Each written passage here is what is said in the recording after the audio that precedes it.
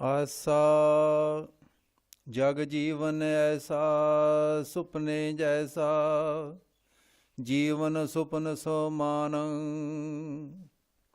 ਸਾਜ ਕਰ ਹਮ ਗਾਠ ਦੀਨੀ ਛੋੜ ਪਰਮ ਨਿਧਾਨ।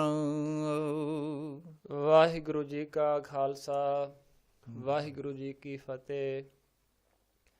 ਵਾਲੀਏ ਕੁਲ ਆਲਮ ਸਰਵਰੇ ਕਾਇਨਾਤ ਦੀਨਾ ਬੰਧੂ ਖੰਡਾਂ ਬ੍ਰਹਮੰਡਾਂ ਦੇ ਮਾਲਕ ਜੁਗੋ ਜੁਗ ਅਟਲ ਸਤਿਗੁਰੂ ਸ੍ਰੀ ਗੁਰੂ ਗ੍ਰੰਥ ਸਾਹਿਬ ਮਹਾਰਾਜ ਜੀ ਦੀ ਅਪਾਰ ਕਿਰਪਾ ਹੋ ਰਹੀ ਹੈ, ਜੋ ਆਪ ਸਰਵਾ ਸੰਗਤਾਂ ਸ੍ਰੀ ਗੁਰੂ ਗ੍ਰੰਥ ਸਾਹਿਬ ਮਹਾਰਾਜ ਜੀ ਦੀ ਪਾਵਨ ਸ੍ਰੀ ਮੁਖ ਵਾਗ ਬਾਣੀ ਦੇ ਹਰ ਰੋਜ਼ ਲੜੀਵਾਰ ਅਰਥ ਸਰਵਨ ਕਰਕੇ ਸ੍ਰੀ ਗੁਰੂ ਗ੍ਰੰਥ ਸਾਹਿਬ ਮਹਾਰਾਜ ਜੀ ਦੀਆਂ ਖੁਸ਼ੀਆਂ ਪ੍ਰਾਪਤ ਕਰ ਰਹੇ ਹੋ।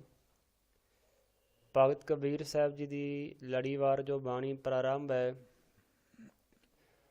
ਸ੍ਰੀ ਗੁਰੂ ਗ੍ਰੰਥ ਸਾਹਿਬ ਮਹਾਰਾਜ ਸੱਚੇ ਪਾਤਸ਼ਾਹ ਜੀ ਅੰਦਰ ਜੋ ਸ੍ਰੀ ਆਸਾ ਜੀ ਦੀ ਵਾਰ ਤੋਂ ਬਾਅਦ ਭਗਤ ਬਾਣੀ ਪ੍ਰਾਰੰਭ ਹੁੰਦੀ ਹੈ, ਉਸ ਦੀ ਵਿਚਾਰ ਅੱਜ ਕੱਲ੍ਹ ਦੇ ਦੀਵਾਨਾਂ ਵਿੱਚ ਆਪ ਸਰਬਾ ਸੰਗਤਾਂ ਸਰਵਣ ਕਰਕੇ ਸ੍ਰੀ ਗੁਰੂ ਗ੍ਰੰਥ ਸਾਹਿਬ ਮਹਾਰਾਜ ਜੀ ਦੀਆਂ ਅਸੀਸਾਂ ਪ੍ਰਾਪਤ ਕਰਦੇ ਆ ਰਹੇ ਹੋ। ਸਤਿਗੁਰੂ ਸ੍ਰੀ ਗੁਰੂ ਗ੍ਰੰਥ ਸਾਹਿਬ ਮਹਾਰਾਜ ਜੀ ਅੰਦਰ ਜਿਵੇਂ ਦਾਸ ਨੇ ਬੇਨਤੀ ਕੀਤੀ ਸੀ ਕਿ ਸ੍ਰੀ ਗੁਰੂ ਗ੍ਰੰਥ ਸਾਹਿਬ ਮਹਾਰਾਜ ਵਿੱਚ ਸਭ ਤੋਂ ਜ਼ਿਆਦਾ ਬਾਣੀ ਸ੍ਰੀ ਗੁਰੂ ਨਾਨਕ ਦੇਵ ਮਹਾਰਾਜ ਨੇ ਪੰਜਵੇਂ ਸਰੂਪ ਵਿੱਚ ਉਚਾਰਨ ਕੀਤੀ ਹੈ। ਇਸੇ ਤਰ੍ਹਾਂ ਭਗਤ ਸਾਹਿਬਾਨਾਂ ਵਿੱਚੋਂ ਸਭ ਤੋਂ ਜ਼ਿਆਦਾ ਬਾਣੀ ਸ਼੍ਰੋਮਣੀ ਭਗਤ ਕਬੀਰ ਸਾਹਿਬ ਜੀ ਦੀ ਹੈ। ਭਗਤ ਕਬੀਰ ਸਾਹਿਬ ਜੀ ਸਾਨੂੰ ਜੋ ਸਿੱਖਿਆ ਦੇ ਰਹੇ ਨੇ, ਜਿਸ ਸ਼ਬਦ ਦੀਆਂ 2 ਪੰਕਤੀਆਂ ਆਪ ਨੇ ਮੂਲ ਪਾਠ ਵਿੱਚ ਸਰਵਨ ਕੀਤੀਆਂ ਹਨ ਗੁਰਮੁਖਾਂ ਪਾਸੋਂ, ਇਸ ਸ਼ਬਦ ਦੀ ਉਥਾਨਕਾ ਇਸ ਪ੍ਰਕਾਰ ਹੈ। ਭਗਤ ਕਬੀਰ ਸਾਹਿਬ ਜੀ ਸਤ ਸੰਗਤ ਜੀ ਸੰਸਾਰੀ ਜੀਵਾਂ ਦੀ ਅਗਿਆਨਤਾ ਬਾਰੇ ਦੱਸਦੇ ਨੇ ਕਿ ਸੰਸਾਰੀ ਜੀਵਾਂ ਵਿੱਚ ਅਗਿਆਨ ਕਿੰਨਾ ਕੁ ਹੈ, ਜਿਸ ਅਗਿਆਨ ਦੇ ਕਾਰਨ ਜਿਹੜੇ ਸੰਸਾਰ ਦੇ ਜੀਵ ਹਨ ਉਹ ਸਤ ਸੰਗਤ ਜੀ ਜਿਸ ਮਨੋਰਥ ਨੂੰ ਕਰਨ ਵਾਸਤੇ ਆਏ ਨੇ ਉਸ ਤੋਂ ਬੜੀ ਦੂਰ ਹੋ ਗਏ ਨੇ। ਸੰਸਾਰੀ ਕਾਰਜਾਂ ਵਿੱਚ ਹੀ ਉਹਨਾਂ ਦਾ ਜੀਵਨ ਬਸਰ ਹੋ ਰਿਹਾ ਹੈ। ਨਾਮ ਦੀ ਬਾਣੀ ਦੀ ਸੇਵਾ ਸਿਮਰਨ ਦੀ ਗੱਲ ਉਹਨਾਂ ਦੇ ਜੀਵਨ ਵਿੱਚ ਝਲਕ ਵੀ ਨਹੀਂ ਕਿਤੇ ਪੈਂਦੀ। ਭਗਤ ਕਬੀਰ ਸਾਹਿਬ ਜੀ ਨੇ ਦੱਸਿਆ ਕਿ ਸੰਸਾਰੀ ਜੀਵ ਕਿਵੇਂ ਮਾਇਆ ਵਿੱਚ ਫਸ ਗਿਆ ਹੈ, ਕਿਵੇਂ ਮਾਇਆ ਨੇ ਉਸ ਨੂੰ ਭਰਮਾ ਲਿਆ ਹੈ ਅਤੇ ਮਾਇਆ ਵਿੱਚ ਜਪ ਤਪ ਨਾ ਹੋਣ ਕਰਕੇ ਮਾਇਆ ਦਾ ਅਸਰ ਜੀਵ ਉੱਤੇ ਚੱਲ ਜਾਇਆ ਕਰਦਾ ਹੈ। ਜਪ ਤਪ ਹੀ ਇੱਕੋ ਇੱਕ ਰਸਤਾ ਹੈ ਸੰਸਾਰੀ ਧੰਦਿਆਂ ਤੋਂ ਛੁੱਟਣ ਦਾ। ਅਤੇ ਭਗਤ ਕਬੀਰ ਸਾਹਿਬ ਜੀ ਨੇ ਜੋ ਇਸ ਸ਼ਬਦ ਵਿੱਚ ਔਰ ਜਿਵੇਂ ਅੱਗੇ ਭਗਤ ਕਬੀਰ ਸਾਹਿਬ ਜੀ ਦੀ ਬਾਣੀ ਆ ਰਹੀ ਹੈ, ਆਪ ਸਰਬਾ ਸੰਗਤਾਂ ਲੜੀਵਾਰ ਇਸ ਪਾਵਨ ਗੁਰਬਾਣੀ ਦੇ ਸਤ ਸੰਗਤ ਜੀਓ ਅਰਥ ਸਰਵਣ ਕਰਦੇ ਹੋ। ਆਓ ਜੋ ਭਗਤ ਕਬੀਰ ਸਾਹਿਬ ਜੀ ਕਹਿ ਰਹੇ ਨੇ, ਜੋ ਸਿੱਖਿਆ ਦੇ ਰਹੇ ਨੇ, ਸਤਿਗੁਰੂ ਸ੍ਰੀ ਗੁਰੂ ਗ੍ਰੰਥ ਸਾਹਿਬ ਮਹਾਰਾਜ ਸੱਚੇ ਪਾਤਸ਼ਾਹ ਜੀ ਬਖਸ਼ਿਸ਼ ਕਰਨ ਦਾਸ ਨੂੰ ਔਰ ਗੁਰਮੁਖਾਂ ਨੂੰ ਪਾਠ ਕਰਨ ਦਾ, ਦਾਸ ਨੂੰ ਗੁਰਬਾਣੀ ਦੇ ਅਖਰੀ ਅਰਥ ਕਰਨ ਦਾ, ਅਤੇ ਆਪ ਸਰਬਾ ਸੰਗਤਾਂ ਨੂੰ ਸ੍ਰੀ ਗੁਰੂ ਗ੍ਰੰਥ ਸਾਹਿਬ ਮਹਾਰਾਜ ਸੱਚੇ ਪਾਤਸ਼ਾਹ ਜੀ ਕਥਾ ਕਹਾਣੀਆਂ ਸੁਣਨ ਦਾ ਬਲ ਬਖਸ਼ਿਸ਼ ਕਰਨ। ਅਸੀਂ ਸਾਰੇ ਰਲ ਮਿਲ ਕੇ ਸ੍ਰੀ ਗੁਰੂ ਗ੍ਰੰਥ ਸਾਹਿਬ ਮਹਾਰਾਜ ਜੀ ਦੀਆਂ ਅਸੀਸਾਂ ਪ੍ਰਾਪਤ ਕਰ ਸਕੀਏ, ਤਾਂ ਜੋ ਜਿਹੜਾ ਮਨੁੱਖਾ ਦੁਰਲੱਭ ਸਰੀਰ ਸਾਨੂੰ ਪਰਮਾਤਮਾ ਨੇ ਦਿੱਤਾ ਹੈ, ਇਹ ਦੁਰਲੱਭ ਸਰੀਰ ਜਿਹੜਾ ਹੈ ਬਹੁਤ ਕਠਿਨ ਹੈ ਮਿਲਣਾ, ਉਹ ਸਾਨੂੰ ਪਰਮਾਤਮਾ ਵੱਲੋਂ ਬਖਸ਼ਿਸ਼ ਹੋਇਆ ਹੈ। ਅਸੀਂ ਇਸ ਨੂੰ ਸਵਾਰ ਕੇ ਜਾਈਏ, ਇਸ ਨੂੰ ਪਵਿੱਤਰ ਕਰੀਏ, ਬਾਣੀ ਦੇ ਨਾਲ ਇਸ ਨੂੰ ਸਤ ਸੰਗਤ ਜੀ ਲੇਖੇ ਲਾਈਏ। ਆਓ ਭਗਤ ਕਬੀਰ ਸਾਹਿਬ ਜੀ ਜਿਵੇਂ ਕਹਿ ਰਹੇ ਨੇ ਸਰਵਣ ਕਰੀਏ ਜੀ। ਜਗ ਜੀਵਨ ਐਸਾ ਸੁਪਨੇ ਜੈਸਾ। ਭਗਤ ਕਬੀਰ ਸਾਹਿਬ ਜੀ ਦਾ ਇਹ ਸ੍ਰੀ ਮੁਖ ਵਾਕ ਬਚਨ 482 ਅੰਗ ਉੱਪਰ ਸੁਭਾਇਮਾਨ ਹੈ। ਆਸਾ ਰਾਗ ਚੱਲ ਰਿਹਾ ਹੈ। ਆਸਾ ਰਾਗ ਅੰਦਰ ਇਹ ਭਗਤ ਕਬੀਰ ਸਾਹਿਬ ਜੀ ਦਾ ਬਚਨ ਜੋ ਹੈ, ਇਹ ਜੋ ਸ੍ਰੀ ਮੁਖ ਵਾਕ ਹਨ, ਇਹ ਸਾਧ ਸੰਗਤ ਜੀ ਸ੍ਰੀ ਗੁਰੂ ਅਰਜਨ ਦੇਵ ਮਹਾਰਾਜ ਨੇ ਭਾਈ ਗੁਰਦਾਸ ਜੀ ਪਾਸੋਂ ਦਰਜ ਕਰਵਾਏ ਨੇ। ਭਗਤ ਕਬੀਰ ਸਾਹਿਬ ਜੀ ਕਹਿ ਰਹੇ ਨੇ ਜਿਹੜਾ ਜਗ ਜੀਵਨ ਐਸਾ ਸੁਪਨੇ ਜੈਸਾ ਜਗਤ ਦਾ ਜਿਹੜਾ ਜੀਵਨ ਰੂਪ ਪਰਮਾਤਮਾ ਹੈ, ਸੰਸਾਰੀ ਜੀਵਾਂ ਨੇ ਉਸ ਨੂੰ ਸੁਪਨੇ ਵਾਂਗ ਝੂਠਾ ਜਾਣਿਆ ਹੋਇਆ। ਜਿਸ ਨੂੰ ਝੂਠਾ ਜਾਣਨਾ ਸੀ ਉਸ ਨੂੰ ਇਹ ਸੱਚਾ ਕਹਿ ਰਿਹਾ ਹੈ, ਸੰਸਾਰੀ ਜੀਵ।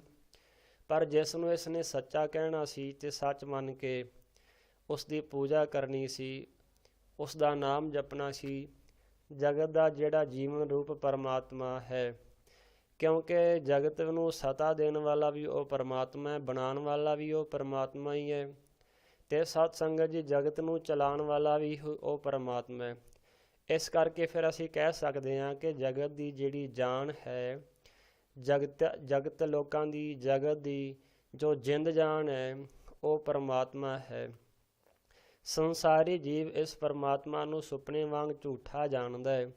ਜਿਵੇਂ ਰਾਤ ਨੂੰ ਸੁਪਨਾ ਆਉਂਦਾ ਹੈ ਜਦੋਂ ਅਸੀਂ ਸੁੱਤੇ ਹੁੰਦੇ ਹਾਂ, ਅਤੇ ਕਈ ਵਾਰ ਕਈ ਮੰਦੇ ਚੰਗੇ ਸੁਪਨੇ ਆਉਂਦੇ ਨੇ। ਜਦੋਂ ਅਸੀਂ ਉੱਠ ਕੇ ਦੇਖ ਦਿੰਦੇ ਹਾਂ ਅਤੇ ਉਹ ਸੁਪਨਾ ਜਿਹੜਾ ਉਹ ਸਤ ਸੰਗਤ ਜੀ ਅਸੀਂ ਕਹਿੰਦੇ ਹਾਂ ਇਹ ਝੂਠ ਹੈ, ਇਹ ਸੱਚ ਨਹੀਂ ਸੀ। ਪਰ ਸੁਪਨੇ ਵਿੱਚ ਉਹ ਸਾਰਾ ਸੱਚ ਲੱਗਦਾ ਹੈ, ਕਿਉਂਕਿ ਅਗਿਆਨ ਹੁੰਦਾ ਹੈ। ਇਸ ਕਰਕੇ ਭਗਤ ਕਬੀਰ ਸਾਹਿਬ ਜੀ ਨੇ ਆਖਿਆ ਕਿ ਜਿਹੜਾ ਜਗਤ ਦਾ ਜੀਵਨ ਰੂਪ ਪਰਮਾਤਮਾ ਹੈ, ਸੰਸਾਰੀ ਜੀਵ ਨੇ ਉਸ ਨੂੰ ਸੁਪਨੇ ਵਾਂਗ ਜਾਣਿਆ ਹੋਇਆ ਹੈ। ਜਗ ਜੀਵਨ ਐਸਾ ਸੁਪਨੇ ਜੈਸਾ, ਜੀਵਨ ਸੁਪਨ ਸਮਾਨੰ। ਕਹਿਣ ਲੱਗੇ ਭਾਈ ਇਸੇ ਤਰ੍ਹਾਂ ਉਸ ਸੁਪਨੇ ਵਾਂਗੂ ਮਿੱਥਿਆ ਨਿਸ਼ਚੈ ਕੀਤਾ ਹੋਇਆ ਕਿ ਜਿਹੜਾ ਪਰਮੇਸ਼ਰ ਵਾਹਿਗੁਰੂ ਅਕਾਲ ਪੁਰਖ ਹੈ ਅਤੇ ਜਿਉਣਾ ਸੁਪਨੇ ਦੇ ਸਮਾਨ ਝੂਠ ਹੈ। ਜੀਵਨ ਸੁਪਨ ਸਮਾਨ। ਕਹਿਣ ਲੱਗੇ ਭਾਈ ਉਹ ਜਿਹੜਾ ਪਰਮੇਸ਼ਰ ਹੈ ਹੀ ਨਹੀਂ, ਉਸ ਨੂੰ ਝੂਠ ਮੰਨਦੇ ਹੈ ਅਤੇ ਸੁਪਨੇ ਦੇ ਸਮਾਨ ਝੂਠਾ ਹੈ। ਇਸ ਤਰ੍ਹਾਂ ਉਹਨਾਂ ਦਾ ਕਹਿਣਾ ਹੈ ਜਗਤ ਦੇ ਜੀਵਾਂ ਦਾ। ਸਾਜ ਕਰ ਹਮ ਗਾਠ ਦੀਨੀ। ਕਹਿਣ ਲੱਗੇ ਅਸੀਂ ਜਿਉਣੇ ਨੂੰ ਸੱਚਾ ਜਾਣ ਕਰਕੇ ਤਮਾਮ ਜੀਵਾਂ ਨੇ ਗੰਢ ਦੇ ਰੱਖੀ ਹੈ। ਇਸ ਤਰ੍ਹਾਂ ਉਹਨਾਂ ਨੇ ਗੰਢ ਦੇ ਕਰਕੇ ਰੱਖੀ ਹੈ ਕਿ ਅਸੀਂ ਮਰਨਾ ਨਹੀਂ, ਹੁਣ ਸਾਡੀ ਮੌਤ ਨਹੀਂ ਹੋਣੀ। ਇਸ ਤਰ੍ਹਾਂ ਉਹ ਜਿਉਣ ਨੂੰ ਸੱਚ ਮੰਨਦੇ ਨੇ। ਇਸ ਚੀਜ਼ ਦੀ ਉਹਨਾਂ ਨੇ ਗੰਢ ਦਿੱਤੀ ਹੋਈ ਹੈ ਕਿ ਅਸੀਂ ਮਰਨਾ ਹੀ ਨਹੀਂ, ਮੌਤ ਉਹਨਾਂ ਨੂੰ ਭੁੱਲੀ ਹੋਈ ਹੈ। ਗੁਰਬਾਣੀ ਅੰਦਰ ਫਰਮਾਨ ਹੈ ਜਿਹੜਾ ਮੌਤ ਨੂੰ ਭੁੱਲ ਜਾਏ ਉਹ ਜ਼ਰੂਰ ਰੱਬ ਨੂੰ ਵੀ ਭੁੱਲ ਜਾਂਦਾ ਹੈ। ਜਿਸ ਨੂੰ ਮੌਤ ਯਾਦ ਰਹਿੰਦੀ ਹੈ ਉਹ ਰੱਬ ਨੂੰ ਵੀ ਚੇਤੇ ਰੱਖਦਾ ਹੈ, ਯਾਦ ਰੱਖਦਾ ਹੈ। ਪਰ ਜਿਸ ਨੂੰ ਮੌਤ ਭੁੱਲ ਜਾਂਦੀ ਹੈ ਉਸ ਨੂੰ ਰੱਬ ਵੀ ਭੁੱਲ ਜਾਂਦਾ ਹੈ। ਤਾਂ ਹੀ ਮੌਤ ਤੋਂ ਅੱਗੇ ਰੱਬ ਦੀ ਗੱਲ ਹੁੰਦੀ ਹੈ। ਸ੍ਰੀ ਗੁਰੂ ਨਾਨਕ ਦੇਵ ਮਹਾਰਾਜ ਨੇ ਮੌਤ ਦੀ ਹੋਈ ਗੱਲ ਕੀਤੀ ਹੈ, ਪਹਿਲਾ ਮਰਨ ਕਬੂਲ ਜੀਵਨ ਕੀ ਛੱਡ ਆਸ। ਕਿਉਂਕਿ ਗੁਰੂ ਦੇ ਘਰ ਅੰਦਰ ਮਰਨਾ ਹੀ ਪ੍ਰਵਾਨ ਮੰਨਿਆ ਗਿਆ ਹੈ। ਸਰੀਰ ਕਰਕੇ ਮਰ ਲਓ ਕਹਿ ਲਓ, ਜਾਂ ਜੋ ਸਰੀਰ ਨੂੰ ਜੋ ਆਪਾ ਭਾਵ ਹੈ ਉਸ ਨੂੰ ਖਤਮ ਕਰਨਾ। ਪ੍ਰਤੱਖ ਵੀ ਜਦੋਂ ਗੁਰੂ ਦੇ ਘਰ ਅੰਦਰ ਜਦੋਂ ਕਿਤੇ ਲੋੜ ਪਏ ਆਪਣੇ ਸਰੀਰ ਨੂੰ ਵੀ ਮਾਰ ਦੇਣਾ, ਭਾਵ ਕਿ ਸ਼ਹੀਦੀ ਪ੍ਰਾਪਤ ਕਰ ਲੈਣੀ ਸਿੱਖਾਂ ਵਾਸਤੇ, ਸਿੱਖ ਧਰਮ ਲਈ। ਕਿਤੇ ਅਤਿਆਚਾਰ ਪਾਪ ਹੋ ਰਿਹਾ, ਜ਼ੁਲਮ ਨੂੰ ਰੋਕਣ ਵਾਸਤੇ ਆਪਣੀ ਜਿੰਦ ਜਾਨ ਵੀ ਦਾਅ ਉੱਤੇ ਲਾ ਦੇਣੀ। ਪ੍ਰਤੱਖ ਵੀ ਸਰੀਰ ਨੂੰ ਮਾਰਨਾ ਹੀ ਪ੍ਰਵਾਨ ਮੰਨਿਆ ਗਿਆ ਹੈ। ਅਤੇ ਇਸੇ ਤਰ੍ਹਾਂ ਜਿਹੜਾ ਆਪਾ ਭਾਵ ਹੈ, ਹੰਕਾਰ ਹੈ, ਉਸ ਨੂੰ ਵੀ ਸਾਧ ਸੰਗਤ ਜੀ ਮਾਰਨਾ, ਇਹ ਵੀ ਮਹਾਰਾਜ ਨੇ ਗੁਰਬਾਣੀ ਵਿੱਚ ਸਾਨੂੰ ਸਿਖਾਇਆ। ਕਹਿਣ ਲੱਗੇ ਸੰਸਾਰ ਦੇ ਜਿਹੜੇ ਜੀਵ ਹਨ ਉਹ ਇਸ ਗੱਲ ਦੀ ਗੰਢ ਹੀ ਉਹਨਾਂ ਨੇ ਦਿੱਤੀ ਹੋਈ ਹੈ ਕਿ ਅਸੀਂ ਮਰਨਾ ਨਹੀਂ ਹੈ, ਅਸੀਂ ਤਾਂ ਸਦਾ ਜਿਉਂਦੇ ਹੀ ਰਹਿਣਾ। ਪਰ ਇਹ ਉਹਨਾਂ ਦਾ ਅਗਿਆਨ ਹੈ। ਛੋੜ ਪਰਮ ਨਿਦਾਨ। ਇਸ ਕਰਕੇ ਉਹਨਾਂ ਨੇ ਪਰਮ ਜੋ ਵੱਡਾ ਵਾਹਿਗੁਰੂ ਅਕਾਲ ਪੁਰਖ ਹੈ, ਨਿਦਾਨ ਰਿੱਧੀਆਂ ਸਿੱਧੀਆਂ ਦਾ ਖਜ਼ਾਨਾ ਹੈ, ਜਾਂ ਮਨ ਚੰਦੀਆਂ ਦੌਲਤਾਂ ਬਖਸ਼ਿਸ਼ ਕਰਨ ਵਾਲਾ ਸਰਬੋਤਮ ਭੰਡਾਰੀ ਜੋ ਵਾਹਿਗੁਰੂ ਅਕਾਲ ਪੁਰਖ ਹੈ, ਜੋ ਸਭਨਾਂ ਨੂੰ ਦਾਤਾਂ ਦੇ ਰਹੇ ਹੈ, ਸਾਰੇ ਦਾਤਾਂ ਉਸ ਕੋਲ ਲੈ ਰਹੇ ਨੇ। ਬੜਾ ਵੱਡਾ ਹੈ ਉਹ ਪ੍ਰਮਾਤਮਾ, ਉਸ ਨੂੰ ਇਹਨਾਂ ਜੀਵਾਂ ਨੇ ਭੁਲਾਇਆ ਹੋਇਆ। ਬਾਬਾ ਮਾਇਆ ਮੋਹ ਹਿਤ ਕੀਨ। ਕਹਿਣ ਲੱਗੇ ਹੈ ਭਾਈ ਜਿਨ੍ਹਾਂ ਨੇ ਮਾਇਆ ਦੇ ਨਾਲ ਹਿਤ ਪ੍ਰੇਮ ਕੀਤਾ ਹੋਇਆ ਹੈ, ਜਿਨ੍ਹਾਂ ਨਾਲ ਮਾਇਆ ਨਾਲ ਪਿਆਰ ਪਾਇਆ ਹੋਇਆ। ਅਤੇ ਮਾਇਆ ਕਈ ਪ੍ਰਕਾਰ ਦੀ ਹੋ ਸਕਦੀ ਹੈ। ਮਾਇਆ ਧੀਆਂ ਪੁੱਤਰ ਵੀ ਹੋ ਸਕਦੇ ਨੇ। ਜੇ ਤੇਰੇ ਧੀਆਂ ਪੁੱਤਰ ਤੇਰੇ ਕੋਲ ਨੇ, ਤੈਨੂੰ ਉਸ ਪਰਮੇਸ਼ਰ ਦਾ ਨਾਮ ਨਹੀਂ ਚੇਤੇ ਆ ਰਿਹਾ, ਤੂੰ ਧੀਆਂ ਪੁੱਤਰਾਂ ਦੀ ਪਰਵਰਿਸ਼ ਵਿੱਚ ਹੀ ਦਿਨ ਰਾਤ ਬਤੀਤ ਕਰ ਰਹੇ ਹੈ, ਅਤੇ ਉਹ ਵੀ ਮਾਇਆ ਬਣ ਜਾਂਦੇ ਨੇ। ਅਤੇ ਜੇ ਤੂੰ ਘਰ ਵਿੱਚ ਬੈਠਾ ਹੋਇਆ ਘਰ ਦੇ ਬਾਰੇ ਹੀ ਸੋਚੀ ਜਾ ਰਹੇ ਹੈ, ਘਰ ਬਣਾਉਣਾ ਹੈ, ਵੱਡਾ ਬਣਾਉਣਾ ਹੈ, ਮਹਿੰਗੇ ਥਾਂ 'ਤੇ ਬਣਾਉਣਾ ਹੈ, ਤੇ ਭਗਤ ਕਬੀਰ ਸਾਹਿਬ ਜੀ ਕਹਿੰਦੇ ਨੇ ਉਹ ਵੀ ਮਾਇਆ ਹੈ। ਜੇ ਤੂੰ ਇਸਤਰੀ ਦੇ ਇਸਤਰੀ ਦੇ ਪ੍ਰੇਮ ਵਿੱਚ ਗਲਤਾਨ ਹੋਇਆ ਫਿਰਦਾ ਹੈ, ਦਿਨ ਰਾਤ ਇਸਤਰੀ ਦੇ ਪ੍ਰੇਮ ਵਿੱਚ ਹੀ ਪਾਗਲ ਹੋਇਆ ਫਿਰਦਾ ਹੈ, ਸਤਿਗੁਰੂ ਮਹਾਰਾਜ ਦੀ ਕਿਰਪਾ ਨਾਲ ਭਗਤ ਜੀ ਕਹਿ ਰਹੇ ਨੇ ਫਿਰ ਤੇਰੀ ਇਸਤਰੀ ਵੀ ਮਾਇਆ ਹੈ। ਇਸ ਕਰਕੇ ਭਾਈ ਜੀਵਾਂ ਨੇ ਉਸ ਮਾਇਆ ਦੇ ਮੋਹ ਵਿੱਚ ਪ੍ਰੇਮ ਕੀਤਾ ਹੋਇਆ ਹੈ। ਜਿਨ ਗਿਆਨ ਰਤਨ ਹਿਰ ਲੀਨ, ਜਿਸ ਮਾਇਆ ਨੇ ਗਿਆਨ ਰੂਪੀ ਰਤਨ ਨੂੰ ਚੁਰਾ ਲਿਆ ਹੈ। ਜਿੱਥੇ ਗਿਆਨ ਹੋਵੇ ਉੱਥੇ ਮਾਇਆ ਨਹੀਂ ਰਹਿੰਦੀ, ਤੇ ਜਿੱਥੇ ਮਾਇਆ ਹੋਵੇ ਉੱਥੇ ਗਿਆਨ ਨਹੀਂ ਰਹਿੰਦਾ। ਇਹਨਾਂ ਦਾ ਆਪਸ ਵਿੱਚ ਵਿਰੋਧ ਹੈ। ਇਸ ਕਰਕੇ ਜਿਸ ਥਾਂ 'ਤੇ ਗਿਆਨ ਹੈ ਉੱਥੇ ਹਨੇਰੇ ਦਾ ਕੀ ਕੰਮ, ਤੇ ਜਿਸ ਥਾਂ 'ਤੇ ਹਨੇਰਾ ਹੈ ਉੱਥੇ ਗਿਆਨ ਦਾ ਕੀ ਕੰਮ। ਜਦੋਂ ਹਨੇਰਾ ਹੋਵੇ ਤੇ ਵਿੱਚ ਦੀਵਾ ਬਲਦਾ ਹੋਵੇ ਫਿਰ ਹਨੇਰਾ ਉੱਥੋਂ ਭੱਜ ਜਾਇਆ ਕਰਦਾ ਹੈ, ਤੇ ਜੇ ਦੀਵਾ ਨਾ ਹੋਵੇ ਤੇ ਹਨੇਰਾ ਉੱਥੇ ਹੁੰਦਾ ਹੈ। ਇਸੇ ਤਰ੍ਹਾਂ ਜੇ ਕਮਰੇ ਵਿੱਚ ਰੂਮ ਵਿੱਚ ਲਾਈਟ ਨਾ ਹੋਵੇ ਹਨੇਰਾ ਹੁੰਦਾ ਹੈ। ਲਾਈਟ ਜਗਾ ਦਿਓ ਤੇ ਹਨੇਰਾ ਕੀ ਆਖੇਗਾ, ਮੈਂ ਭੱਜਣਾ ਨਹੀਂ, ਭੱਜਣਾ ਪਏਗਾ ਉਸਨੂੰ। ਜਿਸ ਥਾਂ 'ਤੇ ਗਿਆਨ ਹੈ ਉਸ ਥਾਂ 'ਤੇ ਮਾਇਆ ਨਹੀਂ, ਜਿਸ ਥਾਂ 'ਤੇ ਮਾਇਆ ਹੈ ਉਸ ਥਾਂ 'ਤੇ ਗਿਆਨ ਨਹੀਂ। ਇਸ ਕਰਕੇ ਮਾਇਆ ਦਾ ਜ਼ਿਆਦਾ ਜ਼ੋਰ ਹੋ ਜਾਣ ਕਾਰਨ ਕਈ ਵਾਰ ਇਸ ਤਰ੍ਹਾਂ ਹੁੰਦਾ ਹੈ ਕਿ ਸਤ ਸੰਗਤ ਜੀ ਲਾਈਟ ਦੀਵੇ ਦੀ ਘੱਟ ਹੁੰਦੀ ਹੈ, ਹਨੇਰਾ ਜ਼ਿਆਦਾ ਹੁੰਦਾ ਹੈ, ਤੇ ਦੀਵੇ ਦੀ ਉੱਥੇ ਪੇਸ਼ ਨਹੀਂ ਜਾਂਦੀ। ਜੇ ਦੀਵਾ ਥੋੜ੍ਹਾ ਵੱਡਾ ਕਰ ਲਿਆ ਜਾਏ ਫਿਰ ਹਨੇਰੇ ਨੂੰ ਭੱਜਣਾ ਹੀ ਪੈਂਦਾ ਹੈ। ਕਈ ਵਾਰ ਅਸੀਂ ਵੀ ਜਪ ਤਪ ਨਹੀਂ ਕਰਦੇ, ਸੇਵਾ ਸਿਮਰਨ ਨਹੀਂ ਕਰਦੇ, ਜਾਂ ਜਪ ਤਪ ਅਸੀਂ ਘੱਟ ਕਰਦੇ ਹਾਂ। ਬਾਣੀ ਅਸੀਂ ਜਿੰਨੀ ਮਹਾਰਾਜ ਨੇ ਘੱਟੋ ਘੱਟ ਸਾਨੂੰ 7 ਬਾਣੀਆਂ ਦਾ ਨਿਤਨੇਮ ਕਰਨ ਲਈ ਆਖਿਆ ਉਹ ਅਸੀਂ ਨਹੀਂ ਕਰਦੇ। ਉਸ ਤੋਂ ਵੀ ਘੱਟ ਕਰਨ ਦੀ ਸੋਚ ਰਹੇ ਹਾਂ ਕਿ ਅਸੀਂ 7 ਤੋਂ 1 ਹੀ ਪੜ੍ਹ ਲਈਏ।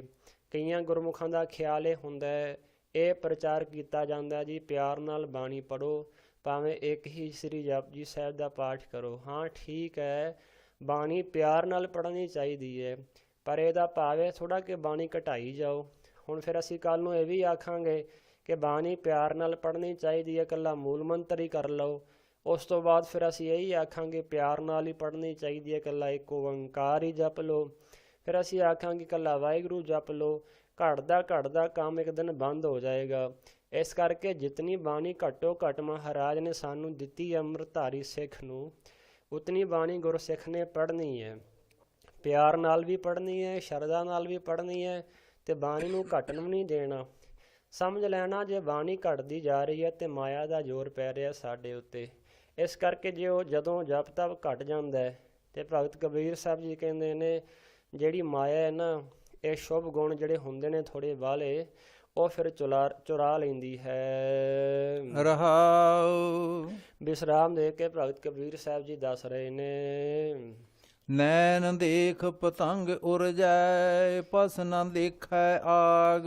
ਕਹਿਣ ਲੱਗੇ ਭਾਈ ਜਿਹੜੇ ਨੈਣ ਨੇ ਪਤੰਗ, ਜਿਹੜਾ ਪਤੰਗਾ ਹੁੰਦਾ ਹੈ ਉਹ ਆਪਣੀਆਂ ਅੱਖਾਂ ਨਾਲ ਸਾਧ ਸੰਗਤ ਜੀ ਲਾਈਟ ਨੂੰ ਦੇਖਦਾ ਹੈ ਤੇ ਉਰਝ ਜਾਂਦਾ ਹੈ।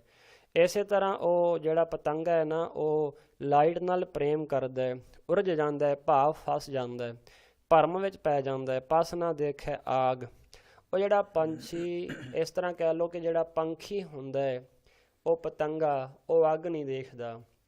ਉਹ ਅੱਗ ਨੂੰ ਦੇਖ ਕੇ ਉਰਝ ਤੇ ਜਾਂਦਾ ਹੈ, ਫਸ ਤੇ ਜਾਂਦਾ ਹੈ, ਪਰ ਇਹ ਨਹੀਂ ਦੇਖਦਾ ਇਹ ਅੱਗ ਮੈਨੂੰ ਸਾੜ ਦੇਵੇਗੀ, ਮੈਨੂੰ ਮਾਰ ਦੇਵੇਗੀ। ਉਹ ਪਤੰਗਾ ਅੱਗ ਨੂੰ ਦੇਖ ਕੇ ਝੱਟ ਉਸ ਵੱਲ ਭੱਜ ਕੇ ਜਾਂਦਾ ਹੈ, ਪਰ ਅੱਗ ਕਿਹੜਾ ਉਸ ਨਾਲ ਪ੍ਰੇਮ ਕਰਦੀ ਹੈ, ਉਹ ਅੱਗੋਂ ਸਾੜ ਕੇ ਉਸ ਨੂੰ ਸੁਆਹ ਕਰ ਦਿੰਦੀ ਹੈ। ਇਸੇ ਤਰ੍ਹਾਂ ਉਹ ਫਸ ਜਾਂਦਾ ਹੈ। ਇਸੇ ਤਰ੍ਹਾਂ ਭਗਤ ਕਬੀਰ ਸਾਹਿਬ ਜੀ ਕਹਿ ਰਹੇ ਨੇ, ਜਿਵੇਂ ਪਤੰਗੇ ਦੀ ਹਾਲਤ ਹੈ, ਅੱਗ ਨੂੰ ਦੇਖ ਕੇ ਭਰਮ ਜਾਂਦਾ ਹੈ, ਸੋਚ ਵਿਚਾਰ ਨਹੀਂ ਕੋਈ ਕਰਦਾ। ਇਸੇ ਤਰ੍ਹਾਂ ਇਸ ਸੰਸਾਰ ਦਾ ਜਿਹੜਾ ਜੀਵ ਹੈ, ਇਹ ਗੁਰੂ ਤੋਂ ਦੂਰ ਹੋਣ ਕਰਕੇ, ਅਵਿਦਿਆ ਰੂਪੀ ਅਗਿਆਨ ਹੋਣ ਕਰਕੇ, ਇਹ ਵੀ ਜਪ ਤਪ ਤੋਂ ਦੂਰ ਹੋਣ ਕਰਕੇ ਮਾਇਆ ਵੱਲ ਵੇਖ ਰਿਹਾ ਤੇ ਭਰਮ ਗਿਆ ਹੈ, ਫਸ ਗਿਆ ਹੈ। ਕਾਲ ਫਾਸਨਾ ਮੁਗਧ ਚੇਤੈ, ਕਨਕ ਕਾਮਨ ਲਾਗ। ਇਸੇ ਤਰ੍ਹਾਂ ਇਹ ਮੂਰਖ ਜੀਵ ਕਾਲ ਦੀ ਫਾਹੀ ਨੂੰ ਯਾਦ ਨਹੀਂ ਰੱਖਦਾ। ਕਣਕ ਸੋਨੇ ਆਦਿ ਪਦਾਰਥਾਂ ਦੇ ਇਕੱਠਿਆਂ ਕਰਨ ਵਿੱਚ ਤੇ ਇਸਤਰੀ ਦੇ ਪ੍ਰੇਮ ਵਿੱਚ ਦਿਨ ਰਾਤ ਇਹ ਫਸਿਆ ਹੋਇਆ ਹੈ। ਕਰ ਵਿਚਾਰ ਬਿਕਾਰ ਪਰ ਹਰ, ਤਰਨ ਤਾਰਨ ਸੋਏ। ਕਹਿਣ ਲੱਗੇ ਭਗਤ ਕਬੀਰ ਸਾਹਿਬ ਜੀ ਕਹਿ ਰਹੇ ਨੇ, ਹੇ ਭਾਈ ਵਿਚਾਰ ਕਰੋ ਕਿ ਅਸੀਂ ਇਸ ਸੰਸਾਰ ਵਿੱਚ ਵਿਕਾਸ ਵਾਸਤੇ ਆਏ ਹਾਂ ਤੇ ਕਰ ਕੀ ਰਹੇ ਹਾਂ। ਕਹਿਣ ਲੱਗੇ ਇਸ ਕਰਕੇ ਵਿਚਾਰ ਕਰੋ ਬੇਕਾਰ ਪਰ ਹਰ। ਜਿਹੜੇ ਵਿਸ਼ੇ ਵਿਕਾਰ ਹਨ ਨਾ ਬੇਕਾਰ ਨੇ, ਜਿਨ੍ਹਾਂ ਦੀ ਲੋੜ ਨਹੀਂ ਹੈ ਸਾਨੂੰ। ਇਸੇ ਤਰ੍ਹਾਂ ਕਈ ਵਾਰ ਸਾਨੂੰ ਜੀਵਨ ਵਿੱਚ ਕਈ ਚੀਜ਼ਾਂ ਦੀ ਲੋੜ ਨਹੀਂ ਹੁੰਦੀ ਅਤੇ ਸਾਡਾ ਉਹਨਾਂ ਵਸਤੂਆਂ ਨਾਲ ਪ੍ਰੇਮ ਹੁੰਦਾ ਹੈ। ਅਸੀਂ ਉਹਨਾਂ ਵਸਤੂਆਂ ਨੂੰ ਤਿਆਗਦੇ ਨਹੀਂ, ਭਾਵੇਂ ਸਾਡਾ ਨੁਕਸਾਨ ਤੇ ਕਰ ਦੇਣ, ਪਰ ਅਸੀਂ ਉਹਨਾਂ ਨੂੰ ਛੱਡਦੇ ਨਹੀਂ। ਹੁਣ ਕਈ ਵਾਰ ਅਸੀਂ ਘਰ ਵਿੱਚ ਸਤ ਸੰਗਤ ਜੀ ਕਾਫੀ ਬਾਹਲੀਆਂ ਵਸਤੂਆਂ ਰੱਖੀਆਂ ਹੁੰਦੀਆਂ, ਕਈ ਵਾਰ ਉਹ ਟੁੱਟ ਭੱਜ ਵੀ ਜਾਂਦੀਆਂ, ਨਕੰਮੀਆਂ ਵੀ ਹੋ ਜਾਂਦੀਆਂ, ਪਰ ਸਾਡਾ ਉਹਨਾਂ ਵਸਤੂਆਂ ਨਾਲ ਪ੍ਰੇਮ ਪੈ ਜਾਂਦਾ, ਅਸੀਂ ਉਹਨਾਂ ਨੂੰ ਫਿਰ ਵੀ ਨਹੀਂ ਤਿਆਗਦੇ। ਭਾਵੇਂ ਠੇਡੇ ਲੱਗਦੇ ਰਹਿਣ, ਭਾਵੇਂ ਸੱਟ ਲੱਗ ਜਾਏ, ਭਾਵੇਂ ਨੁਕਸਾਨ ਹੋ ਜਾਏ, ਭਾਵੇਂ ਘਰ ਵਿੱਚ ਗੰਦਗੀ ਖਿਲਰੀ ਰਹੇ, ਭਾਵੇਂ ਘਰ ਵਿੱਚ ਖਲਾਰਾ ਪਿਆ ਰਹੇ, ਸਾਫ ਸਫਾਈ ਨਾ ਹੋਵੇ, ਸਾਡਾ ਉਹਨਾਂ ਵਸਤੂਆਂ ਨਾਲ ਪ੍ਰੇਮ ਹੁੰਦਾ, ਸੁੱਟਣ ਨੂੰ ਜੀਵ ਨਹੀਂ ਕਰਦਾ। ਇਸ ਤਰ੍ਹਾਂ ਉਹਨਾਂ ਨੂੰ ਕਿਸੇ ਨੂੰ ਦੇਣ ਦਾ, ਵੇਚਣ ਦਾ ਜੀਵ ਨਹੀਂ ਕਰਦਾ। ਉਹਨਾਂ ਵਸਤੂਆਂ ਨਾਲ ਸਾਡਾ ਪ੍ਰੇਮ ਪੈ ਜਾਂਦਾ ਹੈ, ਅਸੀਂ ਮਾਇਆ ਵਿੱਚ ਭਰਮ ਜਾਂਦੇ ਹਾਂ। ਭਗਤ ਕਬੀਰ ਸਾਹਿਬ ਜੀ ਕਹਿੰਦੇ ਨੇ ਵਿਚਾਰ ਕਰੋ ਕਿ ਕਰ ਵਿਚਾਰ ਬੇਕਾਰ ਪਰ ਹਰ। ਜਿਹੜੀਆਂ ਬੇਕਾਰ ਵਸਤੂਆਂ ਨੇ ਉਹਨਾਂ ਨੂੰ ਪਰਹਰ ਤਿਆਗ ਦੇਣਾ ਕਰੋ। ਹੁਣ ਸਾਡੇ ਅੰਦਰ ਵੀ ਕਾਮ ਕ੍ਰੋਧ ਲੋਭ ਮੋਹ ਹੰਕਾਰ ਨੇ, ਬੇਕਾਰ ਹੀ ਨੇ, ਕਿਸੇ ਕੰਮ ਨਹੀਂ, ਨੁਕਸਾਨ ਹੀ ਕਰ ਰਹੇ ਨੇ ਸਾਡਾ। ਇਹਨਾਂ ਨੂੰ ਤਿਆਗਣਾ ਕਿਹੜਾ, ਇਹਨਾਂ ਦਾ ਸੁਭਾਅ ਬਦਲ ਦਿਓ। ਜਦੋਂ ਅਸੀਂ ਬਾਣੀ ਪੜ੍ਹਾਂਗੇ ਗੁਰੂ ਦੀ, ਅਤੇ ਗੁਰੂ ਦੀ ਬਾਣੀ ਇਹਨਾਂ ਦਾ ਸੁਭਾਅ ਬਦਲੇਗੀ। ਸੱਜਣ ਠੱਗ ਉਹ ਹੀ ਸੀ ਜਿਹੜਾ ਕਿਸੇ ਵੇਲੇ ਨਾਮ ਰੱਖਿਆ ਸੀ ਸੱਜਣ, ਅਤੇ ਠੱਗੀਆਂ ਮਾਰਦਾ ਸੀ। ਅਤੇ ਸਤ ਸੰਗਤ ਜੀ ਜਦੋਂ ਸ੍ਰੀ ਗੁਰੂ ਨਾਨਕ ਦੇਵ ਮਹਾਰਾਜ ਨੇ ਉਸ ਨੂੰ ਸਮਝਾਇਆ ਹੈ, ਸਿੱਖਿਆ ਦਿੱਤੀ ਹੈ, ਅਤੇ ਉਸ ਦਾ ਕੋਈ ਮੂੰਹ ਨਹੀਂ ਬਦਲ ਦਿੱਤਾ, ਉਸ ਦੇ ਅੰਗ ਪੈਰ ਨਹੀਂ ਬਦਲੇ, ਉਸ ਦੀ ਪਾਤਸ਼ਾਹ ਨੇ ਸੋਚ ਬਦਲ ਦਿੱਤੀ ਹੈ। ਬੰਦਾ ਉਹੀ ਹੈ, ਸੋਚ ਬਦਲੀ ਹੈ। ਇਸੇ ਤਰ੍ਹਾਂ ਜਦੋਂ ਸਾਡੇ ਅੰਦਰ ਜਿਹੜੇ ਕਾਮ ਕ੍ਰੋਧ ਲੋਭ ਮੋਹ ਹੰਕਾਰ ਨੇ, ਜਦੋਂ ਪਾਤਸ਼ਾਹ ਦੀ ਕਿਰਪਾ ਹੋ ਜਾਏਗੀ ਨਾ, ਫਿਰ ਲੋਭ ਸੰਤੋਖ ਬਣ ਜਾਂਦਾ ਹੈ, ਕਾਮ ਵਿਚਾਰ ਬਣ ਜਾਂਦਾ ਹੈ, ਕ੍ਰੋਧ ਨਿਮਰਤਾ ਬਣ ਜਾਂਦਾ ਹੈ। ਇਸ ਤਰ੍ਹਾਂ ਇਹਨਾਂ ਦਾ ਸੁਭਾਅ ਬਦਲ ਜਾਂਦਾ ਅਤੇ ਇਹ ਫਿਰ ਭਲਾ ਕਰਨ ਲੱਗ ਜਾਂਦੇ ਨੇ। ਇਸ ਕਰਕੇ ਕਹਿਣ ਲੱਗੇ ਜਿਹੜੀਆਂ ਬੇਕਾਰ ਵਸਤੂਆਂ ਨੇ ਨਾ, ਇਹਨਾਂ ਨੂੰ ਤਿਆਗ ਦੇਣਾ ਕਰੋ। ਕਾਹਦੇ ਕੰਮ ਨੇ, ਤਰਨ ਤਾਰਨ ਸੋਏ, ਤਾਂ ਤੇ ਉਸ ਦੇ ਸਿਮਰਨ ਦਾ ਵਿਚਾਰ ਕਰੋ ਪਰਮੇਸ਼ਰ ਦਾ, ਜਿਹੜਾ ਸਾਨੂੰ ਸੰਸਾਰ ਰੂਪੀ ਸਮੁੰਦਰ ਤੋਂ ਤਾਰਨ ਵਾਲਾ ਨਾਮ ਰੂਪੀ ਜਹਾਜ਼ ਹੈ। ਅਤੇ ਨਾਮ ਰੂਪੀ ਜਹਾਜ਼ ਵਿੱਚ ਸਵਾਰ ਹੋ ਅਤੇ ਇੱਕ ਵਿਚਾਰ ਕਰੋ ਅਤੇ ਵਿਸ਼ੇ ਵਿਕਾਰਾਂ ਨੂੰ ਪਰਹਰ ਤਿਆਗ ਦੇ। ਕਹੇ ਕਬੀਰ ਜਗ ਜੀਵਨ ਐਸਾ, ਦੁਤੀਆ ਨਾਹੀ ਕੋਏ। ਭਗਤ ਕਬੀਰ ਸਾਹਿਬ ਜੀ ਕਹਿੰਦੇ ਨੇ ਜਗ ਜੀਵਨ ਪਰਮਾਤਮਾ ਐਸਾ ਕਿਰਪਾਲੂ ਹੈ, ਜਿਸ ਦੇ ਬਰਾਬਰ ਦੁਤੀਆ ਨਾ ਹੀ ਕੋਈ, ਜਿਸ ਵਰਗਾ ਦੂਜਾ ਹੋਰ ਕੋਈ ਨਹੀਂ ਹੈ। ਪਰਮਾਤਮਾ ਕਿੰਨਾ ਦਿਆਲੂ ਹੈ, ਸਾਨੂੰ ਬੇਮੁੱਲੀਆਂ ਵਸਤੂਆਂ ਹਰ ਰੋਜ਼ ਪਰਮਾਤਮਾ ਦੇ ਰਿਹਾ ਹੈ, ਪਰ ਸਾਧ ਸੰਗਤ ਜੀ ਕਦੇ ਵੀ ਕੋਈ ਗਿਲਾ ਨਹੀਂ, ਕੋਈ ਸ਼ਿਕਵਾ ਨਹੀਂ। ਇਤਨੀਆਂ ਵਸਤੂਆਂ ਪਰਮੇਸ਼ਰ ਕੋਲੋਂ ਅਸੀਂ ਲੈ ਰਹੇ ਹਾਂ ਜਿਨ੍ਹਾਂ ਦਾ ਮੁੱਲ ਕੀਮਤ ਕੋਈ ਨਹੀਂ ਹੈ। ਅੱਜ ਦੇ ਸਮੇਂ 'ਚ ਕਿਸੇ ਨੂੰ 100 ਰੁਪਈਆ ਦੇ ਦਿਓ ਅਤੇ ਸਾਨੂੰ ਖਿਆਲ ਨਹੀਂ ਭੁੱਲਦਾ ਕਿ ਅਸੀਂ ਫਲਾਣੇ ਨੂੰ ਮਦਦ ਕੀਤੀ ਸੀ, ਉਸ ਨੂੰ ਪੈਸੇ ਦਿੱਤੇ ਸਨ। ਪਰ ਪਰਮਾਤਮਾ ਸਾਨੂੰ 24 ਘੰਟਿਆਂ ਵਿੱਚ 24,000 ਸਵਾਸ ਦਿੰਦਾ ਹੈ। ਇੱਕ ਸਵਾਸ ਦਾ ਮੁੱਲ ਸਾਰੀ ਦੁਨੀਆ ਦੀ ਮਾਇਆ ਨਹੀਂ। ਮਰੇ ਹੋਏ ਬੰਦੇ ਵਿੱਚ ਕੋਈ ਸਵਾਸ ਪਾ ਸਕਦਾ ਹੈ? ਨਹੀਂ ਪਾ ਸਕਦਾ। ਇਸ ਤਰ੍ਹਾਂ ਇੱਕ ਸਵਾਸ ਦਾ ਮੁੱਲ ਸਾਰੀ ਦੁਨੀਆ ਦੀ ਮਾਇਆ ਨਹੀਂ। ਇਤਨੇ ਬੇਮੁੱਲਕ ਜਿਨ੍ਹਾਂ ਦਾ ਮੁੱਲ ਕੋਈ ਨਹੀਂ, ਅਮੁੱਲ ਵਸਤੂਆਂ ਪਰਮਾਤਮਾ ਨੇ ਸਾਨੂੰ ਬਖਸ਼ੀਆਂ ਹੋਈਆਂ। ਹਵਾ ਅਮੁੱਲ ਹੈ, ਸੂਰਜ ਦੀ ਰੋਸ਼ਨੀ ਅਮੁੱਲ ਹੈ, ਬਹੁਤ ਕੁਝ ਅਮੁੱਲ ਹੀ ਅਮੁੱਲ ਹੈ। ਗੁਰੂ ਦਾ ਨਾਮ ਅਮੁੱਲ ਹੈ। ਇਸ ਕਰਕੇ ਸਤਿਗੁਰੂ ਜੀ ਕਹਿੰਦੇ ਹੋ ਪਰਮਾਤਮਾ ਇੱਕ ਹੈ, ਭਲਾ ਕਰਨ ਵਾਲਾ ਹੈ, ਉਸ ਵਰਗਾ ਹੋਰ ਦੂਜਾ ਨਹੀਂ ਕੋਈ ਵੀ। ਆਸਾ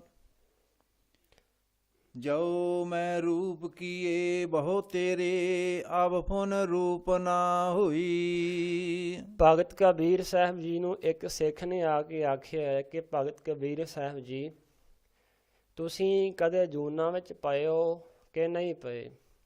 ਕਦੇ ਤੁਸੀਂ ਇਹ ਦੱਸੋ, ਆਪਣੇ ਬਾਰੇ ਦੱਸੋ ਕਿ ਤੁਸੀਂ ਭਟਕੇ ਹੋ ਕਿ ਨਹੀਂ ਭਟਕੇ? ਤੁਸੀਂ ਜੂਨਾਂ ਵਿੱਚ ਵੀ ਪਏ ਹੋ ਕਦੇ ਕਿ ਨਹੀਂ? ਇਹ ਗੱਲ ਸੁਣ ਕੇ ਭਗਤ ਕਬੀਰ ਸਾਹਿਬ ਜੀ ਨੇ ਜਿਹੜਾ ਇਹ ਸ਼ਬਦ ਹੈ, ਇਹ ਸ਼ਬਦ ਨੂੰ ਉਚਾਰਨਾ ਕੀਤਾ।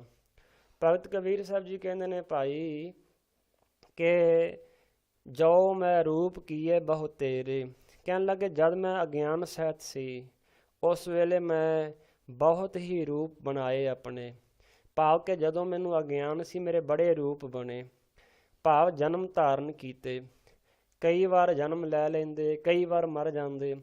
ਕਦੋਂ? ਜਦੋਂ ਅਗਿਆਨ ਸੀ। ਸਰੀਰ ਕਰਕੇ ਵੀ ਜਦੋਂ ਬੰਦੇ ਵਿੱਚ ਅਗਿਆਨ ਹੁੰਦਾ ਹੈ, ਸੰਕਲਪਾਂ ਕਰਕੇ ਜੰਮ ਪੈਂਦਾ ਹੈ, ਵਿਕਲਪਾਂ ਕਰਕੇ ਮਰ ਜਾਂਦਾ ਹੈ। ਜਦੋਂ ਇਹ ਨਵੇਂ ਨਵੇਂ ਸੰਕਲਪ ਬਣਾਉਂਦਾ, ਸਮਝ ਲਓ ਜਨਮ ਹੋ ਗਿਆ। ਜਦੋਂ ਇਹ ਵਿਕਲਪ ਕਰਦਾ ਹੈ ਤੇ ਸਮਝ ਲੈਣਾ ਮੌਤ ਹੋ ਗਈ। ਕਦੋਂ? ਜਦੋਂ ਅਗਿਆਨ ਹੁੰਦਾ ਹੈ। ਕਹਿਣ ਲੱਗੇ ਭਾਵ ਜਨਮ ਮਰਨ ਧਾਰਨ ਕੀਤੇ ਸਨ। ਤਾਗਾ ਤੰਤ ਸਾਜ ਸਭ ਥਾਕਾ, RAM ਨਾਮ ਵਸ ਹੋਈ। ਕਹਿਣ ਲੱਗੇ ਹੁਣ ਗੁਰਾਂ ਦੀ ਕਿਰਪਾ ਨਾਲ ਬ੍ਰਹਮ ਗਿਆਨ ਪ੍ਰਾਪਤ ਹੋਇਆ। ਹੁਣ ਸਤਿਗੁਰੂ ਮਹਾਰਾਜ ਦੀ ਕਿਰਪਾ ਹੋਈ ਹੈ, ਅਬ ਫੁਨ ਰੂਪ ਨਾ ਹੋਈ। ਕਹਿਣ ਲੱਗੇ ਹੁਣ ਫਿਰ ਜਦੋਂ ਮਹਾਰਾਜ ਦੀ ਕਿਰਪਾ ਹੋ ਗਈ, ਜਦੋਂ ਬ੍ਰਹਮ ਗਿਆਨ ਦੀ ਦਾਤ ਪ੍ਰਾਪਤ ਹੋ ਗਈ, ਫਿਰ ਕਹਿੰਦੇ ਕੋਈ ਜਨਮ ਮਰਨ ਦਾ ਜਿਹੜਾ ਗੇੜ ਹੈ ਉਹ ਚਲਿਆ ਗਿਆ, ਉਹ ਮੁੱਕ ਗਿਆ। ਹੁਣ ਸਾਡਾ ਇੱਕੋ ਹੀ ਰੂਪ ਹੈ ਪਰਮਾਤਮਾ ਵੱਲ। ਹੁਣ ਅਸੀਂ ਜੰਮਦੇ ਮਰਦੇ ਨਹੀਂ, ਹੁਣ ਸਾਡਾ ਜੰਮਣ ਮਰਨ ਨਹੀਂ ਹੁੰਦਾ। ਅੰਦਰੋਂ ਵੀ ਜਿਹੜੇ ਵਿਸ਼ੇ ਵਿਕਾਰ ਸਨ, ਜੰਮਦੇ ਮਰਦੇ ਰਹਿੰਦੇ ਸਨ, ਮੁੱਕ ਗਏ। ਸੰਕਲਪ ਵੀ ਨਹੀਂ ਹੁਣ ਆਉਂਦੇ ਤੇ ਨਾ ਵਿਕਲਪ ਜਾਂਦੇ ਨੇ। ਸੰਕਲਪ ਆਉਣਗੇ, ਵਿਕਲਪ ਤਾਂ ਹੀ ਜਾਣਗੇ ਨਾ। ਹੁਣ ਇਹ ਗੱਲ ਹੈ ਹੀ ਨਹੀਂ। ਸਤਿਗੁਰੂ ਦੀ ਕਿਰਪਾ ਪ੍ਰਾਪਤ ਹੋ ਗਈ। ਤਾਗਾ ਤੰਤ ਸਾਜ ਸਭ ਥਾਕਾ। ਕਹਿਣ ਲੱਗੇ ਇਸੇ ਕਰਕੇ ਮੋਹ ਰੂਪ ਜਿਹੜਾ ਧਾਗਾ ਸੀ, ਤੇ ਇਸੇ ਤਰ੍ਹਾਂ ਵਾਸ਼ਨਾ ਰੂਪ ਜਿਹੜੀਆਂ ਤੰਤਾਂ ਸਨ, ਤਾਰਾਂ ਸਨ, ਤੇ ਜਿਹੜਾ ਸਭ ਥਾਕਾ, ਜਿਹੜਾ ਸ਼ਕਾਮ ਕਰਮਾਂ ਰੂਪੀ ਸਾਜ ਸੀ, ਉਹ ਸਾਰਾ ਥੱਕ ਗਿਆ। ਰਾਮ ਨਾਮ ਵਸ ਹੋਈ। ਕਿਉਂਕਿ ਹੁਣ ਰਾਮ ਦਾ ਨਾਮ ਜਿਹੜਾ ਹੈ ਉਹ ਸਾਡੇ ਹਿਰਦੇ ਅੰਦਰ ਵਸ ਗਿਆ ਹੈ। ਬਸ ਇਹ ਸ਼ਕਾਮ ਕਰਮ ਹੀ ਜਨਮ ਮਰਨ ਦੇਣ ਦੇ ਵਾਲੇ ਸਨ। ਇਸ ਦੇ ਕਰਕੇ ਜਨਮ ਮਰਨ ਹੁੰਦਾ ਸੀ। ਹੁਣ ਮੇਰਾ ਦਿਲ ਰਾਮ ਨਾਮ ਦੇ ਵਸੀਕਾਰ ਹੋ ਗਏ, ਜਿਸ ਕਰਕੇ ਇਹਨਾਂ ਤੋਂ ਛੁਟਕਾਰਾ ਹੋ ਗਿਆ ਹੈ। ਅਬ ਮੋਹਿ ਨਾਚਨੋ ਨਾ ਆਵੇ। ਕਹਿਣ ਲੱਗੇ ਭਾਈ ਹੁਣ ਜਿਹੜਾ ਅਬ ਮੋਹਿ ਨਾਚ ਨੂੰ ਨਾ ਆਵੇ, ਇਸ ਲਈ ਹੁਣ ਮੈਂ 84 ਲੱਖ ਜੂਨਾਂ ਵਿੱਚ ਨੱਚਣ ਦਾ ਸਮਾਂ ਨਹੀਂ ਆ ਕੇ ਪ੍ਰਾਪਤ ਕਰਾਂਗਾ। ਭਾਵ ਹੁਣ ਮੈਨੂੰ 84 ਲੱਖ ਜੂਨਾਂ ਵਿੱਚ ਭਟਕਣ ਦਾ, ਇਸ ਇੱਧਰ ਉੱਧਰ ਜਾਣ ਦਾ ਜਿਹੜਾ ਨੱਚਣ ਦਾ ਸਮਾਂ ਸੀ 84 ਚ ਪੈ ਕੇ, ਉਹ ਮੈਨੂੰ ਹੁਣ ਪ੍ਰਾਪਤ ਨਹੀਂ ਹੋਵੇਗਾ। ਉਹ ਮੇਰੇ ਉੱਤੇ ਆਵੇਗਾ ਨਹੀਂ। ਹੁਣ ਮੇਰਾ ਮਨ ਮੰਦਰੀ ਆ ਨਾ ਬਜਾਵੇ। ਕਿਉਂਕਿ ਜਿਹੜਾ ਮੇਰਾ ਮਨ ਹੈ ਉਸ ਨੂੰ ਸਤਿਗੁਰੂ ਮਹਾਰਾਜ ਦੀ ਕਿਰਪਾ ਹੋ ਗਈ ਹੈ। ਮੈਂ ਆਪਣਾ ਮਨ ਪ੍ਰਮਾਤਮਾ ਨੂੰ ਸੌਂਪ ਦਿੱਤਾ ਹੈ ਤੇ ਪ੍ਰਮਾਤਮਾ ਨੇ ਮੈਨੂੰ ਬ੍ਰਹਮ ਗਿਆਨ ਬਖਸ਼ ਦਿੱਤਾ ਹੈ। ਇਸ ਕਰਕੇ ਕਹਿਣ ਲੱਗੇ ਇਸ ਕਰਕੇ ਜਿਹੜਾ ਮੇਰਾ ਮਨ ਹੈ ਦਵੈਤ ਰੂਪੀ, ਅਭਿਆਸ ਰੂਪੀ ਮੰਦਰੀਆ ਢੋਲਕੀ ਨੂੰ ਨਹੀਂ ਵਜਾਉਂਦਾ। ਰਹਾਉ ਵਿਸਰਾਮ ਦੇ ਕੇ ਕਥਨ ਕਰਦੇ ਹਨ। ਕਾਮ ਕ੍ਰੋਧ ਮਾਇਆ ਲੈ ਜਾਰੀ, ਤ੍ਰਿਸ਼ਨਾ ਗਾਗਰ ਫੂਟੀ। ਕਹਿਣ ਲੱਗੇ ਤ੍ਰਿਸ਼ਨਾ ਦੀ ਜਿਹੜੀ ਗਾਗਰ ਸੀ, ਭਾਂਡਾ ਸੀ, ਇਹ ਵੀ ਫੁੱਟ ਗਈ। ਤੇ ਜਿਹੜਾ ਕਾਮ ਸੀ, ਕ੍ਰੋਧ ਸੀ, ਇਸੇ ਤਰ੍ਹਾਂ ਪਿਛਲੇ 3 ਹੋਰ ਠੱਗ ਵੱਡੇ, ਟੋਟਲ 5, ਕਾਮ ਕ੍ਰੋਧ ਲੋਭ ਮੋਹ ਹੰਕਾਰ। ਕਹਿਣ ਲੱਗੇ ਇਹ ਸਾਰੇ ਜਿਹੜੇ ਨੇ, ਤੇ ਇਹ ਕਾਮ ਵੀ ਕ੍ਰੋਧ ਵੀ, ਕਾਮ ਕਹਿਣ ਲੱਗੇ ਭਾਈ ਕਾਮ ਕ੍ਰੋਧ ਮਾਇਆ ਲੈ ਜਾਰੀ। ਇਹਨਾਂ ਨੂੰ ਜਿਹੜੀ ਮਾਇਆ ਵੀ, ਕਾਮ ਕ੍ਰੋਧ ਆਦਿਕਾਂ ਨੂੰ ਤੇ ਮਾਇਆ ਦੀ ਇੱਛਾ ਨੂੰ ਲੈ ਕੇ ਸਾੜ ਦਿੱਤਾ ਹੈ। ਤ੍ਰਿਸ਼ਨਾ ਰੂਪੀ ਜਿਹੜੀ ਗਾਗਰ ਹੈ ਉਹ ਵੀ ਫੁੱਟ ਗਈ ਹੈ, ਟੁੱਟ ਗਈ ਹੈ। ਕਾਮ ਚੋਲਨਾ ਭਇਆ ਹੈ ਪੁਰਾਨਾ, ਗਿਆ ਭਰਮ ਸਭ ਛੂਟੀ। ਇਸੇ ਤਰ੍ਹਾਂ ਭਗਤ ਕਬੀਰ ਸਾਹਿਬ ਜੀ ਕਹਿੰਦੇ ਨੇ ਕਾਮ ਰੂਪੀ ਚੋਲਾ ਪੁਰਾਣਾ ਹੋ ਗਿਆ ਹੈ, ਭਾਵ ਸਭ ਕਾਮਨਾ ਦੂਰ ਹੋ ਗਈਆਂ ਨੇ। ਭਰਮ ਵੀ ਜਿਹੜਾ ਸੀ ਉਹ ਵੀ ਗਿਆਨ ਪ੍ਰਾਪਤ ਹੋਣ ਦੇ ਨਾਲ ਬ੍ਰਹਮ ਗਿਆਨ ਪ੍ਰਾਪਤ ਹੋ ਗਿਆ ਜੋ ਪ੍ਰਮਾਤਮਾ ਨੇ ਸਾਨੂੰ ਬਖਸ਼ਿਆ ਹੈ। ਉਸ ਕਰਕੇ ਜਿਹੜਾ ਭਰਮ ਵੀ ਸੀ ਉਹ ਵੀ ਛੁੱਟ ਗਿਆ ਹੈ, ਉਹ ਵੀ ਮੁੱਕ ਗਿਆ ਹੈ। ਸਰਬ ਭੂਤ ਏਕੈ ਕਰ ਜਾਣਿਆ, ਚੁਕੇ ਬਾਦ ਵਿਵਾਦਾ। ਅਸੀਂ ਹੁਣ ਪ੍ਰਮਾਤਮਾ ਨੂੰ ਸਰਬ ਰੂਪ ਕਰਕੇ ਜਾਣਨਾ ਕੀਤਾ ਹੈ, ਜਿਸ ਕਰਕੇ ਜਿਹੜੇ ਬਾਦ ਵਿਵਾਦ ਸਨ, ਲੜਾਈ ਝਗੜੇ ਸਨ, ਉਹ ਸਾਰੇ ਚੁੱਕੇ ਮੁੱਕ ਗਏ ਹਨ। ਕਹੇ ਕਬੀਰ ਮੈਂ ਪੂਰਾ ਪਾਇਆ, ਭੈ ਰਾਮ ਪ੍ਰਸਾਦਾ। ਕਹਿਣ ਲੱਗੇ ਜਦੋਂ ਮੇਰੇ ਉੱਤੇ ਪ੍ਰਮਾਤਮਾ ਦੀ ਕਿਰਪਾ ਹੋਈ, ਗੁਰੂ ਦੀ ਕਿਰਪਾ ਪ੍ਰਾਪਤ ਕੀਤੀ, ਤੇ ਪੂਰੇ ਪਰਮਾਤਮਾ ਵਾਹਿਗੁਰੂ ਅਕਾਲ ਪੁਰਖ ਨੂੰ ਆਸਾਂ ਪ੍ਰਾਪਤ ਕਰ ਲਿਆ ਹੈ। ਆਸਾ ਰੋਜਾ ਧਰੈ ਮਨਾਵੈ ਅਲਹੁ ਸਵਾਦਤ ਜੀ ਅਸੰਘਾਰੈ। ਇੱਕ ਮੁਸਲਮਾਨ ਫਕੀਰ ਨੇ ਭਗਤ ਕਬੀਰ ਸਾਹਿਬ ਨੂੰ ਆਖਿਆ, ਭਗਤ ਕਬੀਰ ਸਾਹਿਬ ਜੀ, ਜਿਹੜਾ ਮੁਸਲਮਾਨ ਧਰਮ ਹੈ ਨਾ, ਮੁਸਲਮਾਨ ਸ਼ਰ੍ਹਾ ਇਹ ਸਭ ਤੋਂ ਉੱਤਮ ਸ੍ਰੇਸ਼ਟ ਹੈ, ਅੱਛੀ ਹੈ, ਚੰਗੀ ਹੈ। ਗੁਰਮੁਖੋ ਹਰ ਇੱਕ ਨੂੰ ਆਪੋ ਆਪਣਾ ਧਰਮ ਪਿਆਰਾ ਲੱਗਦਾ ਹੈ, ਹਰ ਇੱਕ ਨੂੰ ਆਪਣਾ ਧਰਮ ਪਿਆਰਾ ਲੱਗਦਾ ਤੇ ਲੱਗਣਾ ਵੀ ਚਾਹੀਦਾ ਹੈ। ਜੇ ਅਸੀਂ ਮੁਸਲਮਾਨ ਹਾਂ ਤੇ ਪੱਕੇ ਮੁਸਲਮਾਨ ਬਣੀਏ, ਜੇ ਅਸੀਂ ਹਿੰਦੂ ਹਾਂ ਤੇ ਪੱਕੇ ਹਿੰਦੂ ਬਣੀਏ, ਪਰ ਜੇ ਅਸੀਂ ਸਿੱਖ ਹਾਂ ਤੇ ਪੱਕੇ ਸਿੱਖ ਬਣੀਏ। ਸ੍ਰੀ ਗੁਰੂ ਗ੍ਰੰਥ ਸਾਹਿਬ ਮਹਾਰਾਜ ਨੂੰ ਛੱਡ ਕੇ ਹੋਰ ਥਾਵਾਂ 'ਤੇ ਧੱਕੇ ਨਾ ਖਾਂਦੇ ਫਿਰੀਏ, ਸ੍ਰੀ ਗੁਰੂ ਗ੍ਰੰਥ ਸਾਹਿਬ ਮਹਾਰਾਜ ਦੇ ਲੜ ਲੱਗੀਏ। ਹੁਣ ਉਹ ਮੁਸਲਮਾਨ ਸ੍ਰੀ ਭਗਤ ਕਬੀਰ ਸਾਹਿਬ ਨੂੰ, ਸ਼੍ਰੋਮਣੀ ਭਗਤ ਸਨ ਭਗਤ ਕਬੀਰ ਸਾਹਿਬ ਜੀ, ਉਹਨਾਂ ਨੂੰ ਆ ਕੇ ਕਹਿੰਦਾ ਹੈ ਕਿ ਆਪ ਇਸ ਦੀਆਂ ਰਵਾਇਤਾਂ ਅਨੁਸਾਰ ਚੱਲੋ। ਕਹਿਣ ਲੱਗੇ ਮੁਸਲਮਾਨੀ ਜੋ ਸ਼ਰ੍ਹਾ ਹੈ ਇਸ ਦੇ ਅਨੁਸਾਰ ਚੱਲੋ, ਇਸ ਦੇ ਅਨੁਸਾਰ ਤੁਸੀਂ ਆਪਣੀ ਜ਼ਿੰਦਗੀ ਬਤੀਤ ਕਰੋ ਤਾਂ ਆਪ ਨੂੰ ਬਹਿਸ਼ਤ ਦੀ ਪ੍ਰਾਪਤੀ ਹੋਏਗੀ। ਇਹ ਗੱਲ ਸੁਣ ਕੇ ਭਗਤ ਕਬੀਰ ਸਾਹਿਬ ਜੀ ਨੇ ਇਹ ਜਿਹੜਾ ਸ਼ਬਦ ਹੈ ਉਚਾਰਨ ਕੀਤਾ, ਰੋਜਾ ਧਰੈ ਮਨਾਵੈ ਅੱਲੋ। ਹੇ ਭਾਈ, ਤੁਸੀਂ ਰੋਜੇ ਧਰਦੇ ਹੋ, ਰੋਜੇ ਰੱਖਦੇ ਹੋ, ਮਨਾਵੈ ਅੱਲੋ, ਤੇ ਪਰਮਾਤਮਾ ਨੂੰ ਮਨਾਉਣ ਵਾਸਤੇ ਤੁਸੀਂ ਇਹ ਸਾਰਾ ਕੁਝ ਕਰਦੇ ਹੋ। ਆਪਾ ਦੇਖ ਅਵਰ ਨਹੀਂ ਦੇਖੈ, ਕਾਹੇ ਕਉ ਝਖ ਮਾਰੇ। ਭਗਤ ਕਬੀਰ ਸਾਹਿਬ ਜੀ ਕਹਿੰਦੇ ਨੇ, ਰੋਜਾ ਧਰੈ ਮਨਾਵੈ ਅੱਲੋ, ਰੋਜੇ ਰੱਖਦੇ ਹੋ ਪਰਮਾਤਮਾ ਨੂੰ ਮਨਾਉਣ ਵਾਸਤੇ, ਅੱਲਾ ਨੂੰ ਮਨਾਉਣ ਵਾਸਤੇ, ਉਸ ਦੀ ਆਰਾਧਨਾ ਕਰਦੇ ਹੋ ਰੋਜੇ ਰੱਖ ਕੇ। ਸਵਾਦਤ ਜੀ ਸੰਘਾਰੈ, ਤੇ ਆਪਣੇ ਜੀਵ ਦੇ ਸਵਾਦ ਵਾਸਤੇ ਤੁਸੀਂ ਜੀਵਾਂ ਨੂੰ ਮਾਰਦੇ ਹੋ। ਆਪਣੀ ਜੀਵ ਦੇ ਸਵਾਦ ਵਾਸਤੇ ਜਿਨ੍ਹਾਂ ਵਿੱਚ ਜਿੰਦ ਜਾਨ ਹੈ ਉਹਨਾਂ ਨੂੰ ਮਾਰਦੇ ਹੋ। ਇਸ ਕਰਕੇ ਬੱਕਰੇ ਆਦਿ ਖਾਂਦੇ ਹੋ, ਇਸ ਕਰਕੇ ਕਈ ਗਊਆਂ ਦਾ ਮਾਸ ਖਾਂਦੇ ਨੇ, ਉਹ ਵੀ ਖਾਂਦੇ ਹੋ। ਇਸ ਕਰਕੇ ਤੁਸੀਂ ਜੀਵ ਹੱਤਿਆ ਕਰਦੇ ਹੋ। ਇਹ ਇਸ ਤਰ੍ਹਾਂ ਪਰਮਾਤਮਾ ਤੇ ਨਹੀਂ ਮੰਨਦਾ। ਪਰਮਾਤਮਾ ਇਹ ਕਹਿੰਦਾ ਕਿ ਜੀਵ ਹੱਤਿਆ ਕਰੋ, ਇਹ ਤੁਸੀਂ ਆਪਣੇ ਜੀਵ ਦੇ ਸਵਾਦ ਵਾਸਤੇ ਕਰਦੇ ਹੋ, ਸੰਘਾਰਦੇ ਹੋ, ਮਾਰਦੇ ਹੋ। ਆਪਾ ਦੇਖ ਅਵਰ ਨਹੀਂ ਦੇਖੈ, ਤੁਸੀਂ ਆਪਣਾ ਹੀ ਦੇਖਦੇ ਹੋ, ਹੋਰਾਂ ਵੱਲ ਨਹੀਂ ਦੇਖਦੇ। ਜੇ ਤੁਹਾਡੇ ਸਰੀਰ 'ਤੇ ਥੋੜ੍ਹਾ ਜਿਹਾ ਕੋਈ ਨੁਕਸਾਨ ਹੋ ਜਾਵੇ, ਸੱਟ ਪਿੱਟ ਲੱਗ ਜਾਏ, ਤੁਹਾਨੂੰ ਇਤਨਾ ਦਰਦ ਹੁੰਦਾ ਹੈ। ਅਤੇ ਜਿਹੜੇ ਜੀਵ ਦਾ ਤੁਸੀਂ ਸੰਘਾਰ ਕਰਦੇ ਹੋ, ਜਿਸ ਜਿੰਦ ਜਾਨ ਨੂੰ ਤੁਸੀਂ ਕਤਲ ਕਰਦੇ ਹੋ, ਮਾਰਦੇ ਹੋ, ਕਿ ਉਹਦੇ ਵਿੱਚ ਜਾਨ ਨਹੀਂ, ਕਿ ਉਹਦੇ ਵਿੱਚ ਪ੍ਰਾਣ ਨਹੀਂ, ਕਿ ਉਹਦੇ ਵਿੱਚ ਸਵਾਸ ਨਹੀਂ ਹਨ। ਇਸ ਕਰਕੇ ਤੁਸੀਂ ਉਹਨਾਂ ਨੂੰ ਮਾਰਦੇ ਹੋ ਆਪਣੀ ਜੀਵ ਦੇ ਸਵਾਦ ਵਾਸਤੇ। ਪਰਮਾਤਮਾ ਤਾਂ ਇਹ ਨਹੀਂ ਕਹਿੰਦਾ ਕਿ ਤੁਸੀਂ ਜੀਵਾਂ ਨੂੰ ਮਾਰੋ, ਉਹ ਤਾਂ ਕਹਿੰਦਾ ਸਭਨਾਂ ਵਿੱਚ ਰੱਬ ਹੈ, ਸਭਨਾਂ ਵਿੱਚ ਪਰਮੇਸ਼ਰ ਦੀ ਜੋਤ ਹੈ, ਉਹ ਸਾਰੇ ਪਰਿਪੂਰਨ ਹੋ ਰਹੇ ਹੈ।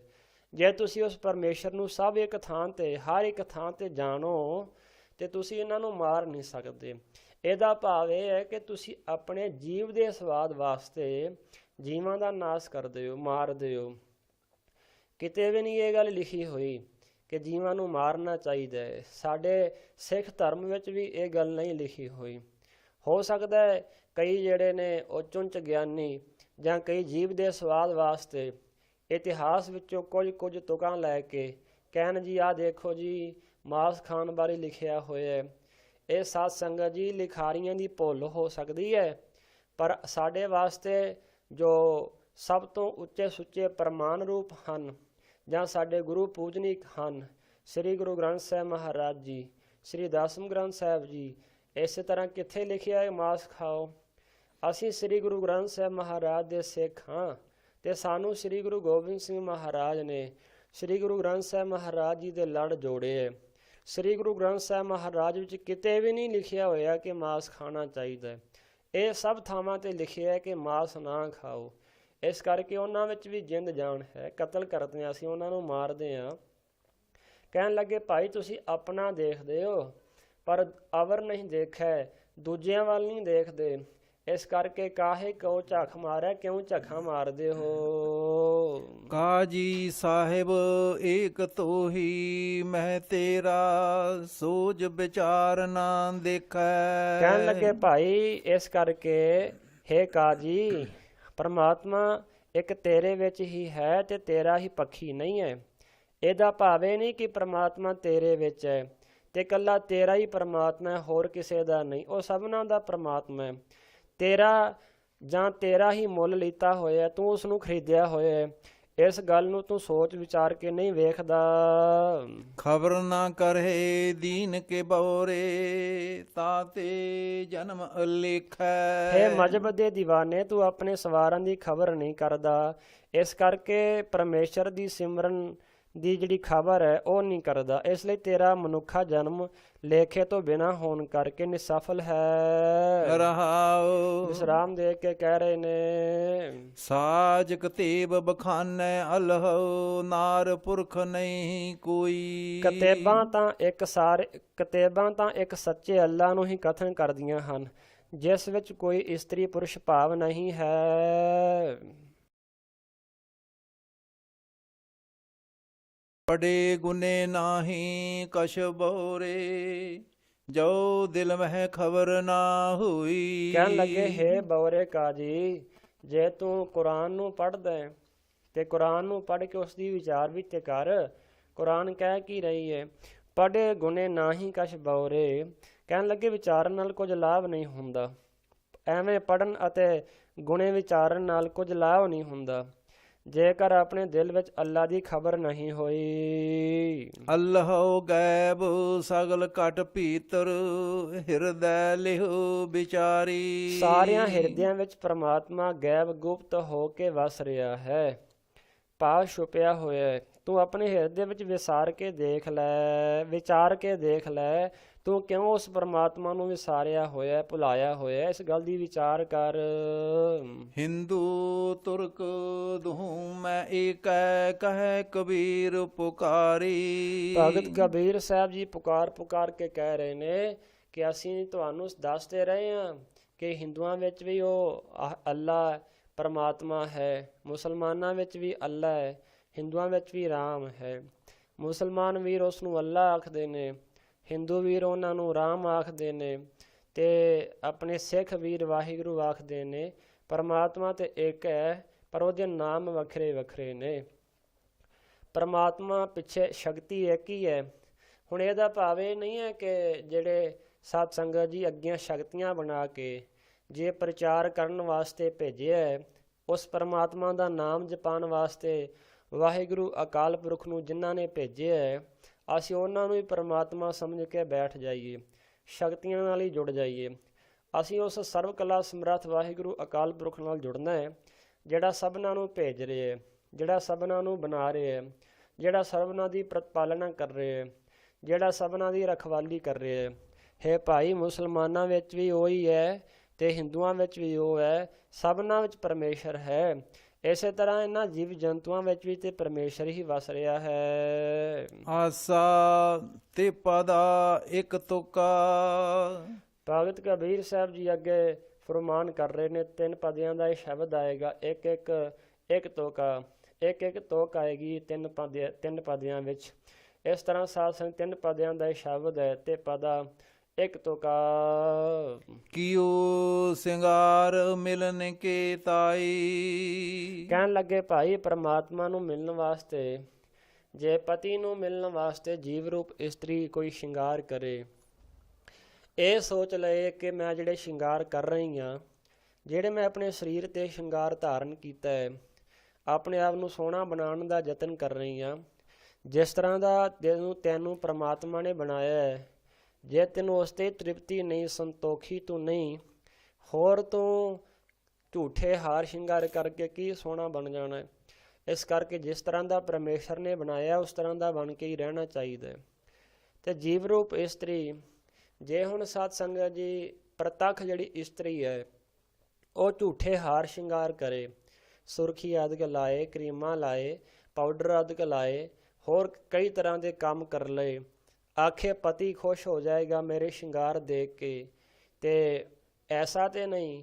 ਦੁਨਿਆਵੀ ਪਤੀ ਭਾਵੇਂ ਖੁਸ਼ ਹੋ ਸਕਦਾ ਹੈ, ਪਰ ਜਿਹੜਾ ਗਿਆਨਵਾਨ ਪਤੀ ਹੈ ਉਹ ਉਸ ਦੇ ਸੁਰਖੀ ਬਿੰਦੀ ਤੋਂ ਖੁਸ਼ ਨਹੀਂ ਹੁੰਦਾ, ਉਸ ਦੇ ਹਾਰ ਸ਼ਿੰਗਾਰ ਨੂੰ ਦੇਖ ਕੇ ਖੁਸ਼ ਨਹੀਂ ਹੋਏਗਾ, ਉਹ ਉਸ ਦੇ ਕਰਮਾਂ ਤੋਂ ਖੁਸ਼ ਹੋਏਗਾ ਕਿ ਇਹ ਸਿਆਣੀ ਕਿੰਨੀ ਹੈ, ਇਹਦੇ ਵਿੱਚ ਅਕਲ ਕਿੰਨੀ ਹੈ, ਇਹ ਸੂਝਵਾਨ ਕਿੰਨੀ ਹੈ। ਹੋਏ ਮੂਰਖ ਤੇ ਸਾਧ ਸੰਗਤ ਜੀ ਝੂਠੇ ਹਾਰ ਸ਼ਿੰਗਾਰ ਕੀਤੇ ਜਾਣ, ਇਸ ਤਰ੍ਹਾਂ ਪਤੀ ਖੁਸ਼ ਹੋ ਸਕਦਾ ਹੈ। ਪਤੀ ਖੁਸ਼ ਉਦੋਂ ਹੁੰਦਾ ਹੈ ਜਦੋਂ ਪਤੀ ਦੀ ਆਗਿਆ ਵਿੱਚ ਚੱਲਿਆ ਜਾਏ। ਇਸੇ ਤਰ੍ਹਾਂ ਜੀਵ ਰੂਪ ਇਸਤਰੀ ਹੈ, ਜੇ ਆਖੇ ਕਿ ਮੈਂ ਝੂਠੇ ਹਾਰ ਸ਼ਿੰਗਾਰ ਕਰ ਲਾਂ, ਬਾਹਰੀ ਜਿਹੜੇ ਚਿੰਨ੍ਹ ਨੇ ਉਹ ਪਾ ਲਾਂ, ਅੰਦਰ ਮੇਰੇ ਪ੍ਰਮਾਤਮਾ ਦਾ ਹੁਕਮ ਮੰਨਣ ਦਾ ਜਿਹੜਾ ਬਲ ਹੈ, ਸ਼ਕਤੀ, ਉਹ ਮੇਰੇ ਅੰਦਰ ਨਾ ਹੋਵੇ, ਤੇ ਕੀ ਵਾਹਿਗੁਰੂ ਅਕਾਲ ਪੁਰਖ ਪਤੀ ਪ੍ਰਮਾਤਮਾ ਉਸ 'ਤੇ ਖੁਸ਼ ਹੋਏਗਾ? ਐਸਾ ਤੇ ਨਹੀਂ। ਇਸ ਤਰ੍ਹਾਂ ਕਰਨ ਨਾਲ ਪਤੀ ਖੁਸ਼ ਨਹੀਂ ਹੁੰਦਾ। ਹੁਣ ਜੇ ਅਸੀਂ ਬਾਹਰੋਂ ਨਮਾਜ਼ ਪੜ੍ਹੀ ਜਾਈਏ, ਅੰਦਰੋਂ ਨਮਾਜ਼, ਸਾਡਾ ਮਨ ਨਮਾਜ਼ ਪੜ੍ਹੇ ਨਾ, ਬਾਹਰੋਂ ਤਸਬੀਹ ਮਾਲਾ ਫੇਰੀ ਜਾਈਏ, ਅੰਦਰ ਸਾਡਾ ਫਿਰੇ ਨਾ ਨਾਲ। ਇਸੇ ਤਰ੍ਹਾਂ ਜੇ ਅਸੀਂ ਆਪਣੇ ਸਰੀਰ 'ਤੇ ਜਨੇਊ ਪਾ ਲਈਏ, ਅੰਦਰ ਸਾਡੇ ਚੰਗੇ ਕੰਮ ਨਾ ਆਉਣ, ਇਸੇ ਤਰ੍ਹਾਂ ਅਸੀਂ ਸਿੱਖ ਹਾਂ।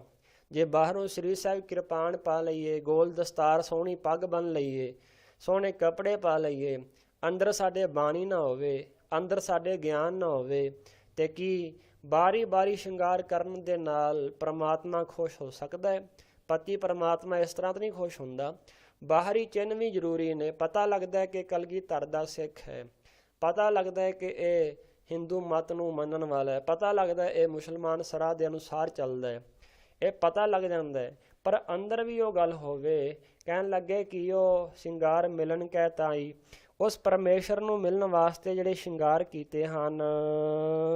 ਹਰ ਨਾਮ ਮਿਲੇ ਜਗ ਜੀਵਨ ਗੁਸਾਈ। ਕਹਿਣ ਲੱਗੇ ਇਸ ਤਰ੍ਹਾਂ ਹਰੀ ਪਰਮਾਤਮਾ ਵਾਹਿਗੁਰੂ ਅਕਾਲ ਪੁਰਖ ਜਿਹੜਾ ਜਗਤ ਦਾ ਜੀਵਨ ਰੂਪ ਗੁਸਾਈ ਮਾਲਕ ਹੈ, ਉਹ ਇਸ ਤਰ੍ਹਾਂ ਨਹੀਂ ਮਿਲਦਾ ਬਾਹਰੀ ਹਾਰ ਸ਼ਿੰਗਾਰ ਕਰਨ ਨਾਲ ਝੂਠੇ, ਉਹ ਤੇ ਸੱਚੇ ਹਾਰ ਸ਼ਿੰਗਾਰ ਕਰਨ ਨਾਲ ਮਿਲਦਾ ਹੈ।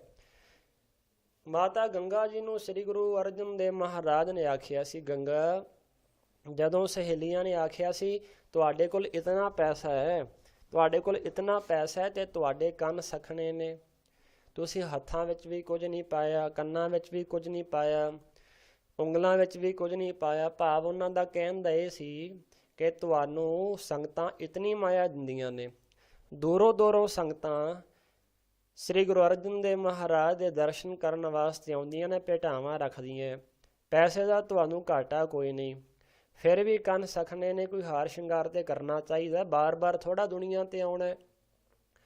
ਹਰ ਰੋਜ਼ ਸ੍ਰੀ ਅੰਮ੍ਰਿਤਸਰ ਤੋਂ ਤਰਨ ਸਾਹਿਬ ਪੈਦਲ ਸਹੇਲੀਆਂ ਨਾਲ ਜਾਇਆ ਕਰਦੇ ਸਨ ਮਾਤ ਗੰਗਾ ਜੀ। ਤੇ ਇੱਕ ਦਿਨ ਜਦੋਂ ਸਹੇਲੀਆਂ ਨੇ ਇਹ ਗੱਲ ਆਖੀ ਤੇ ਸ੍ਰੀ ਗੁਰੂ ਅਰਜਨ ਦੇਵ ਮਹਾਰਾਜ ਨੂੰ ਆ ਕੇ ਆਖਿਆ, ਸ੍ਰੀ ਗੁਰੂ ਅਰਜਨ ਦੇਵ ਮਹਾਰਾਜ ਕਹਿਣ ਲੱਗੇ, ਗੰਗਾ, ਮਾਤ ਗੰਗਾ ਜੀ, ਤੇ ਕਹਿਣ ਲੱਗੇ ਤੁਹਾਨੂੰ ਸੱਚਾ ਹਾਰ ਸ਼ਿੰਗਾਰ ਚਾਹੀਦਾ ਹੈ ਕਿ ਝੂਠਾ ਹਾਰ ਸ਼ਿੰਗਾਰ ਚਾਹੀਦਾ ਹੈ? ਕਹਿਣ ਲੱਗੇ, ਪਾਤਸ਼ਾਹ ਜੀ, ਝੂਠਾ ਹਾਰ ਸ਼ਿੰਗਾਰ ਕੀ ਕਰਨਾ ਹੈ? ਮੈਨੂੰ ਉਹ ਹਾਰ ਸ਼ਿੰਗਾਰ ਦਿਓ ਜਿਹੜਾ ਲੋਕ ਵਿੱਚ ਵੀ ਕੰਮ ਆਏ ਤੇ ਜਿਹੜਾ ਪਰਲੋਕ ਵਿੱਚ ਵੀ ਕੰਮ ਆਏ, ਇਹੋ ਜਿਹਾ ਹਾਰ ਸ਼ਿੰਗਾਰ ਮੈਨੂੰ ਬਖਸ਼ੋ।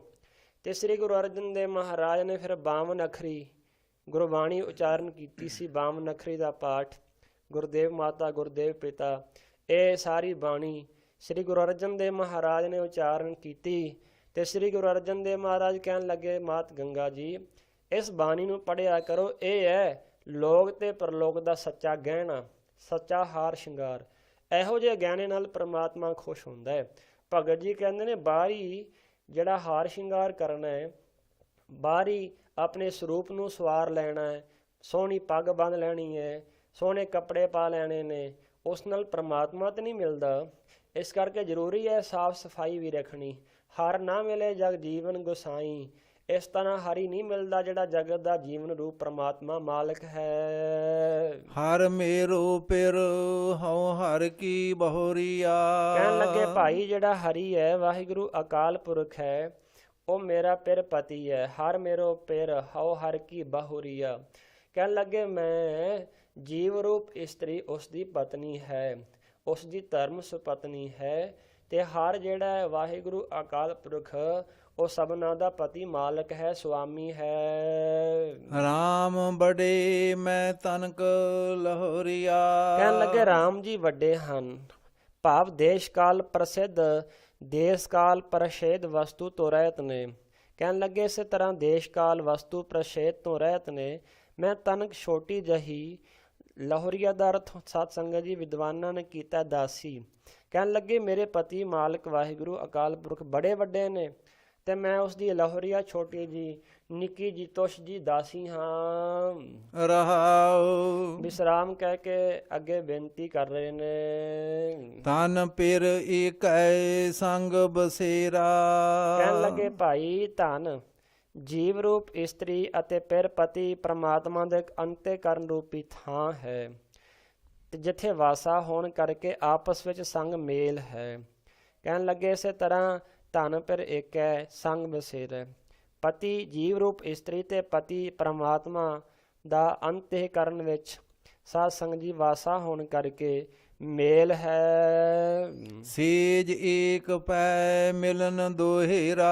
ਕਹਿਣ ਲੱਗੇ ਭਾਈ ਇਸੇ ਤਰ੍ਹਾਂ ਦੋਹਾਂ ਦੀ ਸਹਿਜਾ ਇੱਕ ਹੀ ਹੈ।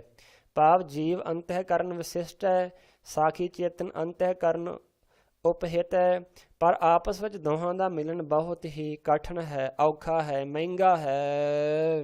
ਤਨ ਸੁਹਾਗਨ ਜੋ ਪੀਆ ਭਾਵੈ। ਕਹਿਣ ਲੱਗੇ ਉਹ ਸੁਹਾਗਨ ਇਸਤਰੀ ਹੈ। ਅਸਲ ਵਿੱਚ ਉਸ ਨੂੰ ਸੁਹਾਗਨ ਕਿਹਾ ਜਾ ਸਕਦਾ ਹੈ ਜਿਹੜੀ ਆਪਣੇ ਪਤੀ ਦੇ ਹੁਕਮ ਵਿੱਚ ਚੱਲੇ ਤੇ ਹੁਕਮ ਵਿੱਚ ਚੱਲ ਕੇ ਉਸ ਨੂੰ ਭਾ ਜਾਏ, ਚੰਗੀ ਲੱਗੇ।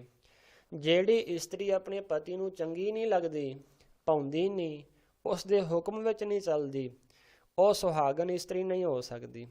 ਉਹ ਦੁਹਾਗਨ ਹੋ ਸਕਦੀ ਹੈ, ਰੰਡੀ ਹੋ ਸਕਦੀ ਹੈ, ਉਹ ਕੁਚੱਜੀ ਹੋ ਸਕਦੀ ਹੈ, ਉਹ ਸੁਚੱਜੀ ਨਹੀਂ ਬਣ ਸਕਦੀ, ਗੁਣਵੰਤੀ ਨਹੀਂ ਬਣ ਸਕਦੀ। ਕਿਹੜੀ ਇਸਤਰੀ? ਜਿਹੜੀ ਇਸਤਰੀ ਆਪਣੇ ਪਰਮਾਤਮਾ ਦੇ, ਪਤੀ ਦੇ, ਆਪਣੇ ਮਾਲਕ ਜੋ ਵਾਹਿਗੁਰੂ ਹੈ ਉਸ ਦੇ ਹੁਕਮ ਵਿੱਚ ਨਹੀਂ ਚੱਲਦੀ। ਇਸ ਕਰਕੇ ਅਸੀਂ ਵੀ ਉਦੋਂ ਤੱਕ ਪੂਰਨ ਸਿੱਖ ਨਹੀਂ ਹੋ ਸਕਦੇ ਜਦੋਂ ਸਮਾਂ ਅਸੀਂ ਆਪਣੇ ਮਾਲਕ ਦੇ ਹੁਕਮ ਵਿੱਚ ਨਹੀਂ ਚੱਲਦੇ। ਤੇ ਆਪਣੇ ਮਾਲਕ ਨੂੰ, ਪਤੀ ਨੂੰ ਇਸਤਰੀ ਉਹਨਾਂ ਸਮਾਂ ਭਾਉਂਦੀ ਨਹੀਂ, ਚੰਗੀ ਨਹੀਂ ਲੱਗਦੀ। ਕਹੇ ਕਬੀਰ ਫਿਰ ਜਨਮ ਨਾ ਆਵੈ। ਜਿਹੜੀ ਜੀਵ ਰੂਪ ਇਸਤਰੀ ਪਤੀ ਪ੍ਰਮਾਤਮਾ ਨੂੰ ਭਾ ਜਾਏ ਤੇ ਸਤਿਗੁਰੂ ਮਹਾਰਾਜ ਕਹਿੰਦੇ ਨੇ ਪਤੀ ਉਹਦੇ ਉੱਤੇ ਕਿਰਪਾ ਕਰਦਾ ਹੈ, ਉਹ ਫਿਰ ਜੀਵ ਰੂਪ ਇਸਤਰੀ ਜਨਮ ਮਰਨ ਦੇ ਗੇੜ ਵਿੱਚ ਨਹੀਂ ਆਉਂਦੀ। ਉਹ ਜਨਮ ਮਰਨ ਤੋਂ ਮੁਕਤ ਹੋ ਜਾਂਦੀ ਹੈ, ਉਹਦਾ ਜਨਮ ਮਰਨ ਨਹੀਂ ਹੁੰਦਾ, ਬਚ ਜਾਂਦੀ ਹੈ। ਆਸਾ ਸ੍ਰੀ ਕਬੀਰ ਜੀਓ ਕੇ ਦੁਪਦੇ। ਭਗਤ ਕਬੀਰ ਸਾਹਿਬ ਜੀ ਦੀ ਬਾਣੀ ਜੋ ਹੈ ਉਹ ਆਪ ਜੀ ਸਰਵਨ ਕਰ ਰਹੇ ਹੋ। ਆਸਾ ਰਾਗ ਅੰਦਰ 2 ਪਦਿਆਂ ਦਾ ਇਹ ਸ਼ਬਦ ਹੈ। ਇੱਕ ਓੰਕਾਰ ਸਤਿਗੁਰ ਪ੍ਰਸਾਦ। ਇੱਕ ਅਦਵੈਤ ਸਰੂਪ ਹੈ ਓੰਕਾਰ, ਸਭਨਾਂ ਦਾ ਪ੍ਰਕਾਸ਼ਕ ਹੈ, ਸਤ ਹੈ, ਤਿੰਨਾਂ ਕਾਲਾਂ ਵਿੱਚ ਨਾਸ ਤੋਂ ਰਹਿਤ ਹੈ, ਗੁਰ ਆਨੰਦ ਸਰੂਪ ਹੈ ਤੇ ਪ੍ਰਸਾਦ ਕਿਰਪਾ ਨਾਲ ਪ੍ਰਾਪਤ ਹੁੰਦਾ ਹੈ। ਹੀਰਾ ਹੀਰਾ ਭੇਦ ਪਵਨ ਮਨ ਸਹਜੇ ਰਹਿਆ ਸਮਾਈ। ਭਗਤ ਕਬੀਰ ਸਾਹਿਬ ਜੀ ਕਹਿ ਰਹੇ ਨੇ ਭਾਈ ਜਿਸ ਵੇਲੇ ਕਥਾ ਨੂੰ ਸੁਣ ਕੇ ਇਸੇ ਤਰ੍ਹਾਂ ਹੀਰਾ ਹੀਰਾ ਭੇਦ ਪਵਨ ਮਨ ਸਹਜੇ ਰਹਿਆ ਸਮਾਈ। ਜਿਹੜਾ ਹੀਰਾ ਹੈ, ਹੀਰਾ ਭੇਦ ਪਵਨ ਮਨ, ਕਹਿਣ ਲੱਗੇ ਹੀਰਾ ਰਹਾਉ ਦੀਆਂ ਤੁਕਾਂ ਤੋਂ ਇਸ ਸ਼ਬਦ ਦਾ ਜਿਹੜਾ ਅਰਥ ਹੈ ਉਹ ਸਾਧ ਸੰਗ ਜੀ ਲਿਆ ਜਾਏਗਾ। ਤੇ ਰਹਾਉ ਦੀਆਂ ਤੁਕਾਂ ਹਨ ਹਰ ਕੀ ਕਥਾ ਅਨਾਹਦ ਬਾਣੀ, ਹੰਸ ਹੋਏ ਹੀਰਾ ਲੈ ਪਛਾਨੀ। ਜਿਹੜਾ ਹੰਸ ਹੈ ਉਹ ਹੀਰੇ ਨੂੰ ਪਹਿਚਾਨ ਲੈਂਦਾ ਹੈ, ਉਹ ਤਤ ਮਿਥਿਆ ਦਾ ਵਿਵੇਚਨ ਕਰਕੇ ਤਤ ਨੂੰ ਗ੍ਰਹਿਣ ਕਰ ਲੈਂਦਾ ਹੈ, ਮਿਥਿਆ ਨੂੰ ਤਿਆਗ ਦਿੰਦਾ ਹੈ। ਹੰਸ ਵਿੱਚ ਐਸਾ ਇੱਕ ਗੁਣ ਹੁੰਦਾ ਹੈ, ਹੰਸ ਹੀਰੇ ਮੋਤੀ ਖਾਂਦਾ ਹੈ, ਉਹ ਡੱਡੀਆਂ ਮੱਛੀਆਂ ਨਹੀਂ ਖਾਂਦਾ। ਮਾਨ ਸਰੋਵਰ ਤੋਂ ਬਿਨਾਂ ਉਹ ਕਿਤੇ ਰਹਿੰਦਾ ਹੀ ਨਹੀਂ। ਹੰਸ ਦਾ ਜਿਹੜਾ ਬਸੇਰਾ ਹੈ ਉਹ ਮਾਨ ਸਰੋਵਰ 'ਤੇ ਹੁੰਦਾ ਹੈ। ਹੀਰੇ ਮੋਤੀ ਉਸ ਦੀ ਖੁਰਾਕ ਹੁੰਦੀ ਹੈ। ਉਹ ਛਪਣਾ ਟੋਬਿਆਂ 'ਤੇ ਨਹੀਂ ਸਾਧ ਸੰਗ ਜੀ ਭਟਕਦਾ, ਤੇ ਨਾ ਭਟਕਦਾ ਹੀ ਨਹੀਂ ਤੇ ਨਾ ਉਹ ਡੱਡੀਆਂ ਮੱਛੀਆਂ ਖਾਂਦਾ ਹੈ। ਹੰਸ ਭੁੱਖਾ ਤੇ ਮਰ ਜਾਏਗਾ ਪਰ ਉਹ ਕਦੇ ਵੀ ਡੱਡੀਆਂ ਮੱਛੀਆਂ ਨਹੀਂ ਖਾਏਗਾ, ਭੁੱਖਾ ਮਰ ਜਾਂਦਾ ਹੈ। ਪਰ ਉਹ ਡੱਡੀਆਂ ਮੱਛੀਆਂ ਖਾਣਾ ਉਸ ਨੂੰ ਪਤਾ ਹੈ ਕਿ ਪ੍ਰਮਾਤਮਾ ਨੇ ਮੇਰੇ ਲਈ ਨਹੀਂ ਇਹ ਬਣਾਇਆ, ਮੇਰੇ ਲਈ ਮੇਰੇ ਮਾਲਕ ਨੇ ਹੀਰੇ ਮੋਤੀ ਬਣਾਏ ਨੇ। ਇਸੇ ਤਰ੍ਹਾਂ ਉਹ ਹੰਸ ਭੁੱਖਾ ਮਰ ਜਾਂਦਾ ਹੈ ਪਰ ਡੱਡੂ ਆਦਿਕ ਮੱਛੀਆਂ ਆਦਿ ਕੀੜੇ ਮਕੌੜੇ ਨਹੀਂ ਖਾਂਦਾ। ਹੰਸ ਦੀ ਖੁਰਾਕ ਹੈ ਹੀਰੇ ਮੋਤੀ ਖਾਣਾ ਚੁਗਣਾ। ਮਾਨ ਸਰੋਵਰ ਤੇ ਉਸ ਦਾ ਬਸੇਰਾ ਹੈ। ਸਤਿਗੁਰੂ ਮਹਾਰਾਜ ਨੇ ਗੁਰਬਾਣੀ ਵਿੱਚ ਪੂਰਨ ਗੁਰਸਿੱਖ ਨੂੰ ਹੰਸ ਆਖਿਆ ਹੈ। ਪਰਮਹੰਸ ਵੀ ਆਖੇ। ਜਿਵੇਂ ਹੰਸ ਦਾ ਖਾਣਾ ਸ੍ਰੇਸ਼ਟ ਹੈ, ਖਾਣਾ ਸ੍ਰੇਸ਼ਟ ਹੈ, ਰਹਿਣਾ ਸ੍ਰੇਸ਼ਟ ਹੈ, ਉਸੇ ਤਰ੍ਹਾਂ ਹੰਸ ਵੀ ਬੜਾ ਮਹਾਨ ਹੈ। ਇਸ ਤਰ੍ਹਾਂ ਪੂਰਨ ਗੁਰੂ ਦਾ ਜਿਹੜਾ ਸਿੱਖ ਹੈ ਉਹ ਵੀ ਸ੍ਰੀ ਗੁਰੂ ਗ੍ਰੰਥ ਸਾਹਿਬ ਮਹਾਰਾਜ ਨੂੰ ਛੱਡ ਕੇ ਕਿਤੇ ਹੋਰ ਨਹੀਂ ਜਾਂਦਾ। ਤੇ ਜਿਵੇਂ ਹੰਸ ਹੀਰੇ ਮੋਤੀ ਚੁਗਦਾ ਹੈ, ਖਾਂਦਾ ਹੈ, ਇਸੇ ਤਰ੍ਹਾਂ ਗੁਰੂ ਦਾ ਪਰਮ ਸਿੱਖ, ਵੱਡਾ ਸਿੱਖ, ਪੂਰਨ ਸਿੱਖ ਗੁਰਬਾਣੀ ਰੂਪੀ ਹੀਰੇ ਮੋਤੀ ਛਕਦਾ ਹੈ ਤੇ ਤ੍ਰਿਪਤ ਹੁੰਦਾ ਹੈ।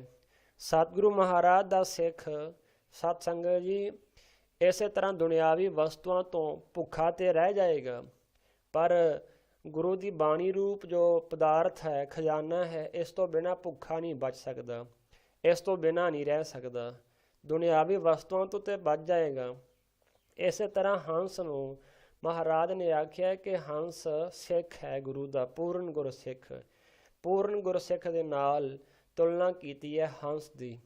ਇਸ ਤਰ੍ਹਾਂ ਸਤਿਗੁਰੂ ਜੀ ਕਹਿੰਦੇ ਨੇ ਜਿਹੜਾ ਹੰਸ ਹੈ ਉਹ ਤਤ ਮਿਥਿਆ ਦੀ ਵਿਚਾਰ ਕਰਦਾ ਹੈ ਤੇ ਮਿਥਿਆ ਨੂੰ ਛੱਡ ਦਿੰਦਾ ਹੈ, ਅੱਛੀ ਗੱਲ ਨੂੰ ਉਹ ਲੈ ਲੈਂਦਾ ਹੈ। ਹੰਸ ਅੱਗੇ ਜੇ ਦੁੱਧ ਰੱਖ ਦਿੱਤਾ ਜਾਏ ਤੇ ਹੰਸ ਦੀ ਚੁੰਝ ਵਿੱਚ ਇਤਨੀ ਖਟਿਆਈ ਹੁੰਦੀ ਹੈ, ਦੁੱਧ ਉਸ ਦਾ ਜਿਹੜੀਆਂ ਫੁੱਟੀਆਂ ਹਨ, ਜੋ ਤੱਤ ਹੈ ਦੁੱਧ ਦਾ, ਉਹ ਵੱਖ ਹੋ ਜਾਂਦਾ ਹੈ। ਜਿਸ ਨੂੰ ਅਸੀਂ ਪਨੀਰ ਆਖਦੇ ਹਾਂ ਤੇ ਜਿਹੜਾ ਪਾਣੀ ਹੈ ਉਹ ਵੱਖ ਹੋ ਜਾਂਦਾ ਹੈ। ਹੰਸ ਪਾਣੀ ਨਹੀਂ ਪੀਂਦਾ, ਉਹ ਜਿਹੜਾ ਪਨੀਰ ਹੈ, ਜਿਹੜਾ ਦੁੱਧ ਵਿੱਚ ਤੱਤ ਹੈ, ਉਸ ਨੂੰ ਛਕ ਜਾਂਦਾ ਹੈ, ਪਾਣੀ ਨੂੰ ਉਹ ਤਿਆਗ ਦਿੰਦਾ ਹੈ।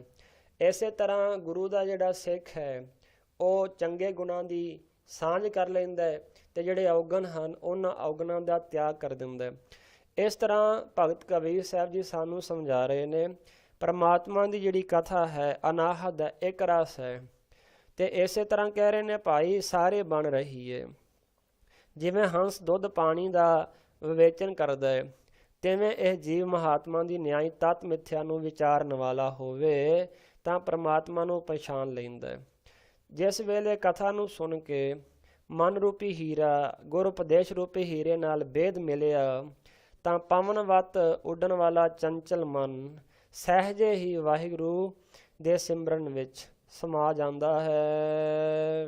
ਸਗਲ ਜੋਤ ਇਨ ਹੀਰੈ ਬੇਦੀ। ਕਹਿਣ ਲੱਗੇ ਭਾਈ ਹਰ ਇੱਕ ਥਾਂ ਤੇ ਉਸ ਵਾਹਿਗੁਰੂ ਅਕਾਲ ਪੁਰਖ ਦੀ ਜੋਤ ਹੈ ਤੇ ਇਹ ਜਿਸ ਵੇਲੇ ਕਥਾ ਨੂੰ ਸੁਣ ਕੇ ਮਨ ਰੂਪੀ ਹੀਰਾ, ਗੁਰੂ ਉਪਦੇਸ਼ ਰੂਪ ਹੀਰੇ ਨਾਲ ਬੇਦ ਮਿਲਿਆ ਤਾਂ ਪਵਨਵਤ ਉੱਡਣ ਵਾਲਾ ਚੰਚਲ ਮਨ ਸਹਿਜੇ ਹੀ ਵਾਹਿਗੁਰੂ ਦੇ ਸਿਮਰਨ ਵਿੱਚ ਸਮਾ ਗਿਆ। ਸਤਿਗੁਰ ਬਚਨੀ ਮੈਂ ਪਾਈ। ਤੇ ਸਤਿਗੁਰੂ ਮਹਾਰਾਜ ਦੀ ਕਿਰਪਾ ਨਾਲ ਇਹ ਦਾਤ ਪ੍ਰਾਪਤ ਕੀਤੀ ਹੈ। ਹਰ ਕੀ ਕਥਾ ਅਨਾਹਦ ਬਾਣੀ। ਕਹਿਣ ਲੱਗਿਆ ਜਿਹੜੀ ਹਰੀ ਦੀ ਕਥਾ ਹੈ ਨਾ, ਪਰਮੇਸ਼ਰ ਦੀ ਜਿਹੜੀ ਕਥਾ ਹੈ ਅਨਾਹਦ ਹੈ, ਇੱਕ ਰਸ ਰਹਿਣ ਵਾਲੀ ਹੈ। ਹੰਸ ਹੋਏ ਹੀਰਾ ਲੈ ਪਛਾਨੀ। ਜਿਵੇਂ ਹੰਸ ਜਿਹੜਾ ਉਹ ਹੀਰੇ ਮੋਤੀਆਂ ਨੂੰ ਪਹਿਚਾਨ ਲੈਂਦਾ, ਸਮਝ ਜਾਂਦਾ ਹੈ ਕਿ ਇਹ ਮੇਰੇ ਵਾਸਤੇ ਮੇਰਾ ਖਾਜਾ ਹੈ, ਇਸ ਨੂੰ ਮੈਂ ਛਕਣਾ, ਇਸ ਨੂੰ ਮੈਂ ਨਹੀਂ ਛਕਣਾ। ਇਤਨਾ ਗਿਆਨ ਉਸ ਹੰਸ ਨੂੰ ਪ੍ਰਾਪਤ ਹੋ ਜਾਂਦਾ ਹੈ। ਇਸੇ ਤਰ੍ਹਾਂ ਗੁਰੂ ਦਾ ਸਿੱਖ ਵੀ ਹੰਸ ਹੈ, ਉਸ ਨੂੰ ਵੀ ਪਤਾ ਲੱਗ ਜਾਂਦਾ ਗੁਰਬਾਣੀ ਰੂਪ ਹੀਰੇ ਮੋਤੀ ਮੇਰਾ ਖਾਜਾ ਹਨ, ਉਸ ਨੂੰ ਮੈਂ ਛਕਣਾ ਹੈ, ਇਸ ਦੀ ਪਹਿਚਾਨ ਉਸ ਨੂੰ ਹੋ ਜਾਂਦੀ ਹੈ। ਰਹਾਉ। ਵਿਸਰਾਮ ਉਚਾਰ ਕੇ ਭਗਤ ਕਬੀਰ ਸਾਹਿਬ ਜੀ ਅੱਗੇ ਸਤ ਸੰਗਤ ਜੀ ਬਾਣੀ ਉਚਾਰ ਰਹੇ ਹਨ। ਕਹੇ ਕਬੀਰ ਹੀਰਾ ਅਸ ਦੇਖਿਓ। ਭਗਤ ਕਬੀਰ ਸਾਹਿਬ ਜੀ ਕਹਿ ਰਹੇ ਨੇ ਅਸੀਂ ਇਸ ਤਰ੍ਹਾਂ ਦਾ ਹੀਰਾ ਇੱਕ ਦੇਖਿਆ ਹੈ। ਜਗ ਮਹਿ ਰਹਾ ਸਮਾਈ। ਭਗਤ ਕਬੀਰ ਸਾਹਿਬ ਜੀ ਕਹਿ ਰਹੇ ਨੇ ਅਸੀਂ ਪ੍ਰਮਾਤਮਾ ਵੇਖਿਆ। ਹੀਰਾ ਕੌਣ ਹੈ? ਪ੍ਰਮਾਤਮਾ। ਹੀਰਾ ਸਦਾ ਹਰਿਆ ਭਰਿਆ ਰਹਿਣ ਵਾਲਾ ਤੇ ਪ੍ਰਮਾਤਮਾ ਹੀ ਹੈ। ਕਹਿਣ ਲੱਗੇ ਜਗਤ ਦੇ ਵਿੱਚ ਸਮਾ ਰਿਹਾ, ਇਹੋ ਜਿਹਾ ਹੀਰਾ ਅਸੀਂ ਦੇਖਿਆ ਹੈ। ਕਹਿ ਕਬੀਰ ਹੀਰਾ ਅਸ ਦੇਖਿਓ। ਇਸ ਤਰ੍ਹਾਂ ਦਾ ਅਸੀਂ ਹੀਰਾ ਵਾਹਿਗੁਰੂ ਅਕਾਲ ਪੁਰਖ ਪ੍ਰਮਾਤਮਾ ਦੇਖਿਆ ਹੈ। ਜਗ ਮਹਿ ਰਹਾ ਸਮਾਈ, ਜਿਹੜਾ ਜਗਤ ਦੇ ਵਿੱਚ ਸਮਾਇਆ ਹੋਇਆ। ਜਿਵੇਂ ਸਗਲ ਬਨਸਪਤ ਮਹਿ ਮੈਂ ਸੰਤਰ, ਸਗਲ ਦੂਧ ਮਹਿ ਘੀਆ। ਸਾਰੀ ਬਨਸਪਤੀ ਵਿੱਚ ਅੱਗ ਹੈ ਪਰ ਦਿਸਦੀ ਨਹੀਂ ਹੈ ਵਿੱਚ, ਪਰ ਜਦੋਂ ਉਸਨੂੰ ਮਾਚਿਸ ਦੀ ਤੀਲੀ ਨਾਲ ਜਲਾਈਏ, ਅੱਗ ਉੱਪਰ ਰੱਖੀਏ, ਅੱਗ ਬਲਦੀ ਹੈ। ਉਹਦੇ ਵਿੱਚ ਅੱਗ ਸੀ ਤੇ ਬਲੀ ਨਾ। ਇਸ ਤਰ੍ਹਾਂ ਜਦੋਂ ਦੁੱਧ ਹੈ, ਦੁੱਧ ਨੂੰ ਵੈਸੇ ਦੇਖੀਏ ਤੇ ਕੋਈ ਕਹਿ ਸਕਦਾ ਇਸ ਦੇ ਵਿੱਚ ਘਿਓ ਹੈ, ਦਿਸਦਾ ਨਹੀਂ। ਫਿਰ ਜਦੋਂ ਦੁੱਧ ਨੂੰ ਗਰਮ ਕੀਤਾ ਜਾਂਦਾ ਹੈ, ਫਿਰ ਠੰਡਾ ਕੀਤਾ ਜਾਂਦਾ ਹੈ, ਫਿਰ ਜਾਗ ਲਾਈ ਜਾਂਦੀ ਹੈ, ਦਹੀਂ ਬਣਦਾ ਹੈ, ਦਹੀਂ ਨੂੰ ਰਿੜਕਿਆ ਜਾਂਦਾ ਹੈ, ਰਿੜਕਣ ਤੋਂ ਬਾਅਦ ਮੱਖਣ ਬਣਦਾ ਹੈ, ਮੱਖਣ ਤੋਂ ਬਾਅਦ ਉਸ ਮੱਖਣ ਨੂੰ ਗਰਮ ਕਰੀਦਾ ਹੈ, ਫਿਰ ਘਿਓ ਦੇ ਦਰਸ਼ਨ ਹੁੰਦੇ ਨੇ। ਇਸੇ ਤਰ੍ਹਾਂ ਪਰਮਾਤਮਾ ਦੇ ਦਰਸ਼ਨ ਕਰਨ ਵਾਸਤੇ ਸਾਨੂੰ ਕੁਝ ਯਤਨ ਕਰਨਾ ਪੈਂਦਾ ਹੈ, ਉੱਦਮ ਕਰਨਾ ਪੈਂਦਾ ਹੈ। ਦੁਨਿਆਵੀ ਦਹੀਂ ਘਿਓ ਪ੍ਰਾਪਤ ਕਰਨਾ ਹੋਵੇ ਤੇ ਕਿੰਨਾ ਉੱਦਮ ਕਰਨਾ ਪਿਆ ਹੈ। ਜੇ ਪਰਮਾਤਮਾ ਨੂੰ ਮਿਲਣਾ ਹੋਵੇ ਤੇ ਕੀ ਉੱਦਮ ਨਹੀਂ ਕਰਨਾ ਪਏਗਾ। ਅਸੀਂ ਕਹਿੰਦੇ ਹਾਂ ਰਾਤ ਰਿਆਈਏ ਤੇ ਸਵੇਰੇ ਰਾਤੋਂ ਰਾਤ ਹੀ ਪਰਮਾਤਮਾ ਦੇ ਦਰਸ਼ਨ ਕਰਕੇ ਘਰ ਨੂੰ ਚਲੇ ਜਾਈਏ। 1 ਮਿੰਟ 'ਚ ਖਿੰਨ 'ਚ ਦਰਸ਼ਨ ਹੋ ਜਾਣ ਸਾਨੂੰ ਪਰਮਾਤਮਾ ਦੇ, ਇੱਦਾਂ ਕਿੱਦਾਂ ਹੋਣਗੇ। ਇੱਕ ਦਹੀਂ ਖਾਣ ਵਾਸਤੇ, ਘਿਓ ਲੈਣ ਵਾਸਤੇ ਇੰਨਾ ਕੁਝ ਕੀਤਾ। ਪਸ਼ੂ ਨੂੰ ਪੱਠੇ ਪਾਏ, ਪਸ਼ੂ ਨੇ ਦੁੱਧ ਦਿੱਤਾ, ਫਿਰ ਦੁੱਧ ਨੂੰ ਗਰਮ ਕੀਤਾ, ਫਿਰ ਦੁੱਧ ਨੂੰ ਠੰਡਾ ਕੀਤਾ, ਨਾ ਬਹੁਤਾ ਗਰਮ ਨਾ ਬਹੁਤਾ ਠੰਡਾ ਹੋਵੇ। ਫਿਰ ਉਸ ਦੁੱਧ ਦੀ ਜਾਗ ਲਾਈ, ਫਿਰ ਉਸ ਦੁੱਧ ਨੂੰ ਸਹੀ ਥਾਂ 'ਤੇ ਰੱਖਿਆ ਕਿ ਇਹ ਦੁੱਧ ਹਿੱਲੇ ਨਾ ਤਾਂ ਵੀ ਨਹੀਂ ਜੰਮਣਾ, ਇਹ ਦੁੱਧ ਨੂੰ ਹਵਾ ਨਾ ਲੱਗੇ ਤਾਂ ਵੀ ਨਹੀਂ ਜੰਮਣਾ, ਬਹੁਤੀ ਗਰਮੀ ਵਿੱਚ ਨਾ ਰੱਖੀਏ ਤਾਂ ਵੀ ਨਹੀਂ ਜੰਮਣਾ। ਇਸ ਤਰ੍ਹਾਂ ਇਹ ਸਾਰੀਆਂ ਗੱਲਾਂ ਦਾ ਖਿਆਲ ਰੱਖਿਆ। ਰਾਤ ਦੁੱਧ ਜੰਮਿਆ, ਫਿਰ ਉਹ ਦਹੀਂ ਬਣਿਆ ਅਤੇ ਦਹੀਂ ਨੂੰ ਫਿਰ ਸਤਸੰਗ ਜੀ ਰਿੜਕਿਆ ਗਿਆ, ਉਹਦੇ ਵਿੱਚੋਂ ਮੱਖਣ ਕੱਢਿਆ ਗਿਆ। ਮੱਖਣ ਨੂੰ ਫਿਰ ਅੱਗ ਉੱਤੇ ਰੱਖ ਕਰਕੇ ਉਸ ਨੂੰ ਸੇਕ ਦਿੱਤਾ ਗਿਆ, ਫਿਰ ਘਿਓ ਦੀ ਪ੍ਰਾਪਤੀ ਹੋਈ। ਅਤੇ ਜੇ ਅਸੀਂ ਪਰਮਾਤਮਾ ਨੂੰ ਪਾਉਣਾ ਅਤੇ ਕੀ ਸਾਨੂੰ ਉੱਦਮ ਨਹੀਂ ਕਰਨਾ ਪਏਗਾ। ਅਸੀਂ ਉੱਦਮ ਕੋਈ ਕਰਦੇ ਹੈ ਨਹੀਂ ਅਤੇ ਅਸੀਂ ਕਹਿੰਦੇ ਹਾਂ ਪਰਮਾਤਮਾ ਨਹੀਂ ਹੈ, ਪਰਮਾਤਮਾ ਬੜਾ ਦੂਰ ਹੈ, ਰੱਬ ਨਹੀਂ ਹੈਗਾ ਜੀ। ਰੱਬ ਤਾਂ ਹੈਗਾ, ਸਾਡਾ ਉੱਦਮ ਕਰਨ ਦਾ ਮਨ ਨਹੀਂ ਕਰਦਾ। ਉੱਦਮ ਕਰੀਏ ਤੇ ਰੱਬ ਮਿਲੇ ਨਾ, ਰੱਬ ਹੈ, ਪਰ ਜੇ ਅਸੀਂ ਉੱਦਮ ਕਰੀਏ ਤੇ ਇਸ ਤਰ੍ਹਾਂ ਉੱਦਮ ਕਰਨਾ ਬਣਦਾ ਹੈ। ਕਹਿਣ ਲੱਗੇ ਭਗਤ ਕਬੀਰ ਸਾਹਿਬ ਜੀ ਕਹਿ ਰਹੇ ਨੇ, ਅਸੀਂ ਐਸਾ ਹੀਰਾ ਦੇਖਿਆ ਜਿਹੜਾ ਵਾਹਿਗੁਰੂ ਅਕਾਲ ਪੁਰਖ ਪਰਮਾਤਮਾ ਹੈ, ਸਾਰੇ ਸਮਾਰਿਆ, ਹਰ ਇੱਕ ਥਾਂ ਤੇ ਹੈ। ਉਹ ਗੁਪਤਾ ਹੀਰਾ ਪ੍ਰਗਟ ਪਇਓ। ਕਹਿਣ ਲੱਗੇ ਭਾਈ ਜਿਹੜਾ ਗੁਪਤ ਸੀ ਨਾ, ਗੁਪਤਾ ਹੀਰਾ ਪ੍ਰਗਟ ਭਇਓ।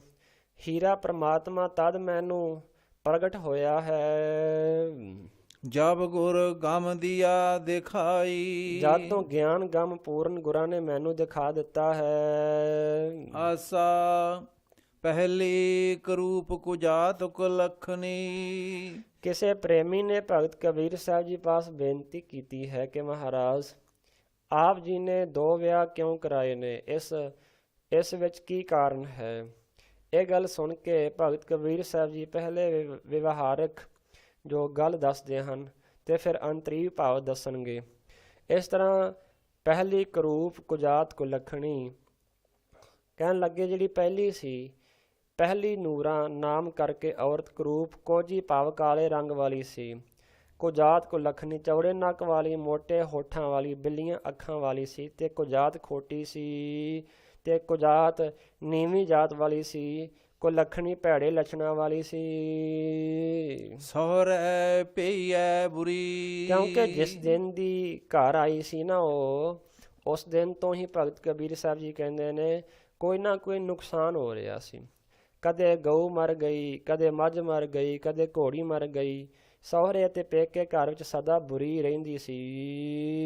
ਅਬ ਕੀ ਸਰੂਪ ਸੁਜਾਨ ਸੁਲਖਣੀ। ਹੁਣ ਮਗਰੋਂ ਦੀ ਵਿਆਹੀ ਹੋਈ ਲੋਈ ਨਾਮ ਕਰਕੇ ਦੂਜੀ ਔਰਤ ਸੁੰਦਰ ਸਰੂਪ ਵਾਲੀ ਹੈ ਅਤੇ ਗਏ ਦੀ ਸੇਵਾ ਕਰਨ ਵਿੱਚ ਆਏ ਦੀ ਵੀ ਸੇਵਾ ਕਰਦੀ ਹੈ, ਗਏ ਦੀ ਵੀ ਸੇਵਾ ਕਰਦੀ ਹੈ। ਇਸ ਤਰ੍ਹਾਂ ਸੁਜਾਨ ਹੈ, ਚਤੁਰ ਹੈ। ਅਬ ਕੀ ਸਰੂਪ ਸੁਜਾਨ ਸੁਲਖਣੀ, ਸ਼ੁਭ ਲਖਣਾਂ ਵਾਲੀ ਹੈ, ਸਹਜੇ ਉਦਰ ਧਰੀ।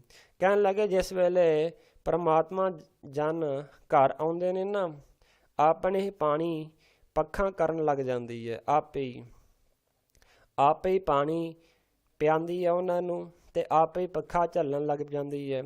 ਭਾਵ ਇਸ ਦਾ ਇਹ ਹੈ ਕਿ ਸੇਵਾ ਬਹੁਤ ਕਰਦੀ ਹੈ। ਭਗਤ ਕਬੀਰ ਸਾਹਿਬ ਜੀ ਕਹਿੰਦੇ ਨੇ ਭਾਈ ਜਿਸ ਵੇਲੇ ਰੱਬ ਦੇ ਪਿਆਰੇ ਆਉਂਦੇ ਨੇ ਬੜੀ ਸੇਵਾ ਕਰਦੀ ਹੈ। ਇਸ ਤਰ੍ਹਾਂ ਚੰਗੇ ਲੱਛਣਾਂ ਵਾਲੀ ਹੈ, ਭਾਵ ਆਗਿਆਕਾਰੀ ਹੈ। ਜਿਸ ਵੇਲੇ ਵੀ ਕੁਝ ਆਖੀਦਾ ਉਸੇ ਵੇਲੇ ਕੰਮ ਪੂਰਾ ਕਰ ਦਿੰਦੀ ਹੈ। ਪਤੀਬ੍ਰਤਾ ਹੋਣ ਕਰਕੇ ਉਸ ਦੀ ਪ੍ਰੀਤੀ ਅਸਾਂ ਨੇ ਆਪਣੇ ਦਿਲ ਵਿੱਚ ਧਾਰਨ ਕੀਤੀ ਹੈ। ਪਹਿਲੀ ਜਿਹੜੀ ਸੀ, ਪਹਿਲੀ ਵਿੱਚੋਂ ਕੋਈ ਬੱਚਾ ਨਹੀਂ ਸੀ ਹੁੰਦਾ, ਪਰ ਇਸ ਨੇ ਤਾਂ ਸੁਤੇ ਹੀ ਭਾਵ ਕੋਈ ਇਲਾਜ ਵਗੈਰਾ ਯਤਨ ਕੀਤੇ ਬਿਨਾਂ ਹੀ ਗਰਭ ਧਾਰ ਲਿਆ ਹੈ। ਸਹਜੇ ਉਦਰ ਧਰੀ। ਕਹਿਣ ਲੱਗੇ ਕਿ ਨਿਰਯਤਨ ਹੀ ਗਰਭ ਧਾਰਨ ਕਰ ਲਿਆ ਹੈ ਇਸਨੇ।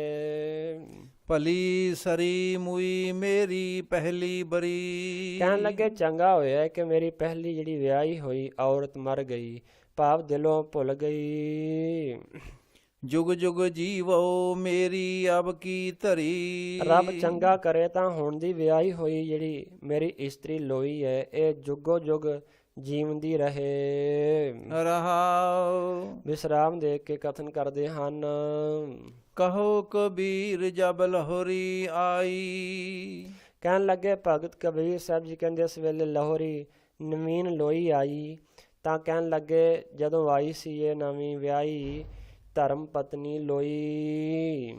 ਬੜੀ ਕਾ ਸੁਹਾਗ ਟਰਿਓ। ਕਹਿਣ ਲੱਗੇ ਪਹਿਲੀ ਇਸਤਰੀ ਦਾ ਸੁਹਾਗ ਆਨੰਦ ਹਟ ਗਿਆ। ਲਹੋਰੇ ਸੰਗ ਭਈ ਅਬ ਮੇਰਾ। ਕਹਿਣ ਲੱਗੇ ਲਾਹੌਰੀ ਨਵੀਨ ਲੋਈ ਹੁਣ ਮੇਰੇ ਨਾਲ ਹੋਈ ਹੈ, ਅਤੇ ਜੇਠੀ ਵੱਡੀ ਭਾਵ ਪਹਿਲੀ ਨੂਰਾਂ ਇਸਤਰੀ ਕਿਸੇ ਹੋਰ ਨੂੰ ਜਾ ਕੇ ਧਾਰ ਲਿਆ ਹੈ। ਉਸਨੇ ਕਿਸੇ ਹੋਰ ਨੂੰ ਧਾਰ ਲਿਆ ਹੈ, ਕਿਉਂ ਜੋ ਭੈੜੇ ਲੱਛਣਾਂ ਵਾਲੀ ਸੀ। ਇਸ ਤਰ੍ਹਾਂ ਭਗਤ ਕਬੀਰ ਸਾਹਿਬ ਜੀ ਨੇ ਸਤ ਸੰਗਤ ਜੀ ਇਹ ਜੋ ਇਸ ਦੇ ਬਾਹਰੀ ਅਰਥ ਹਨ ਉਹ ਦੱਸੇ ਹਨ।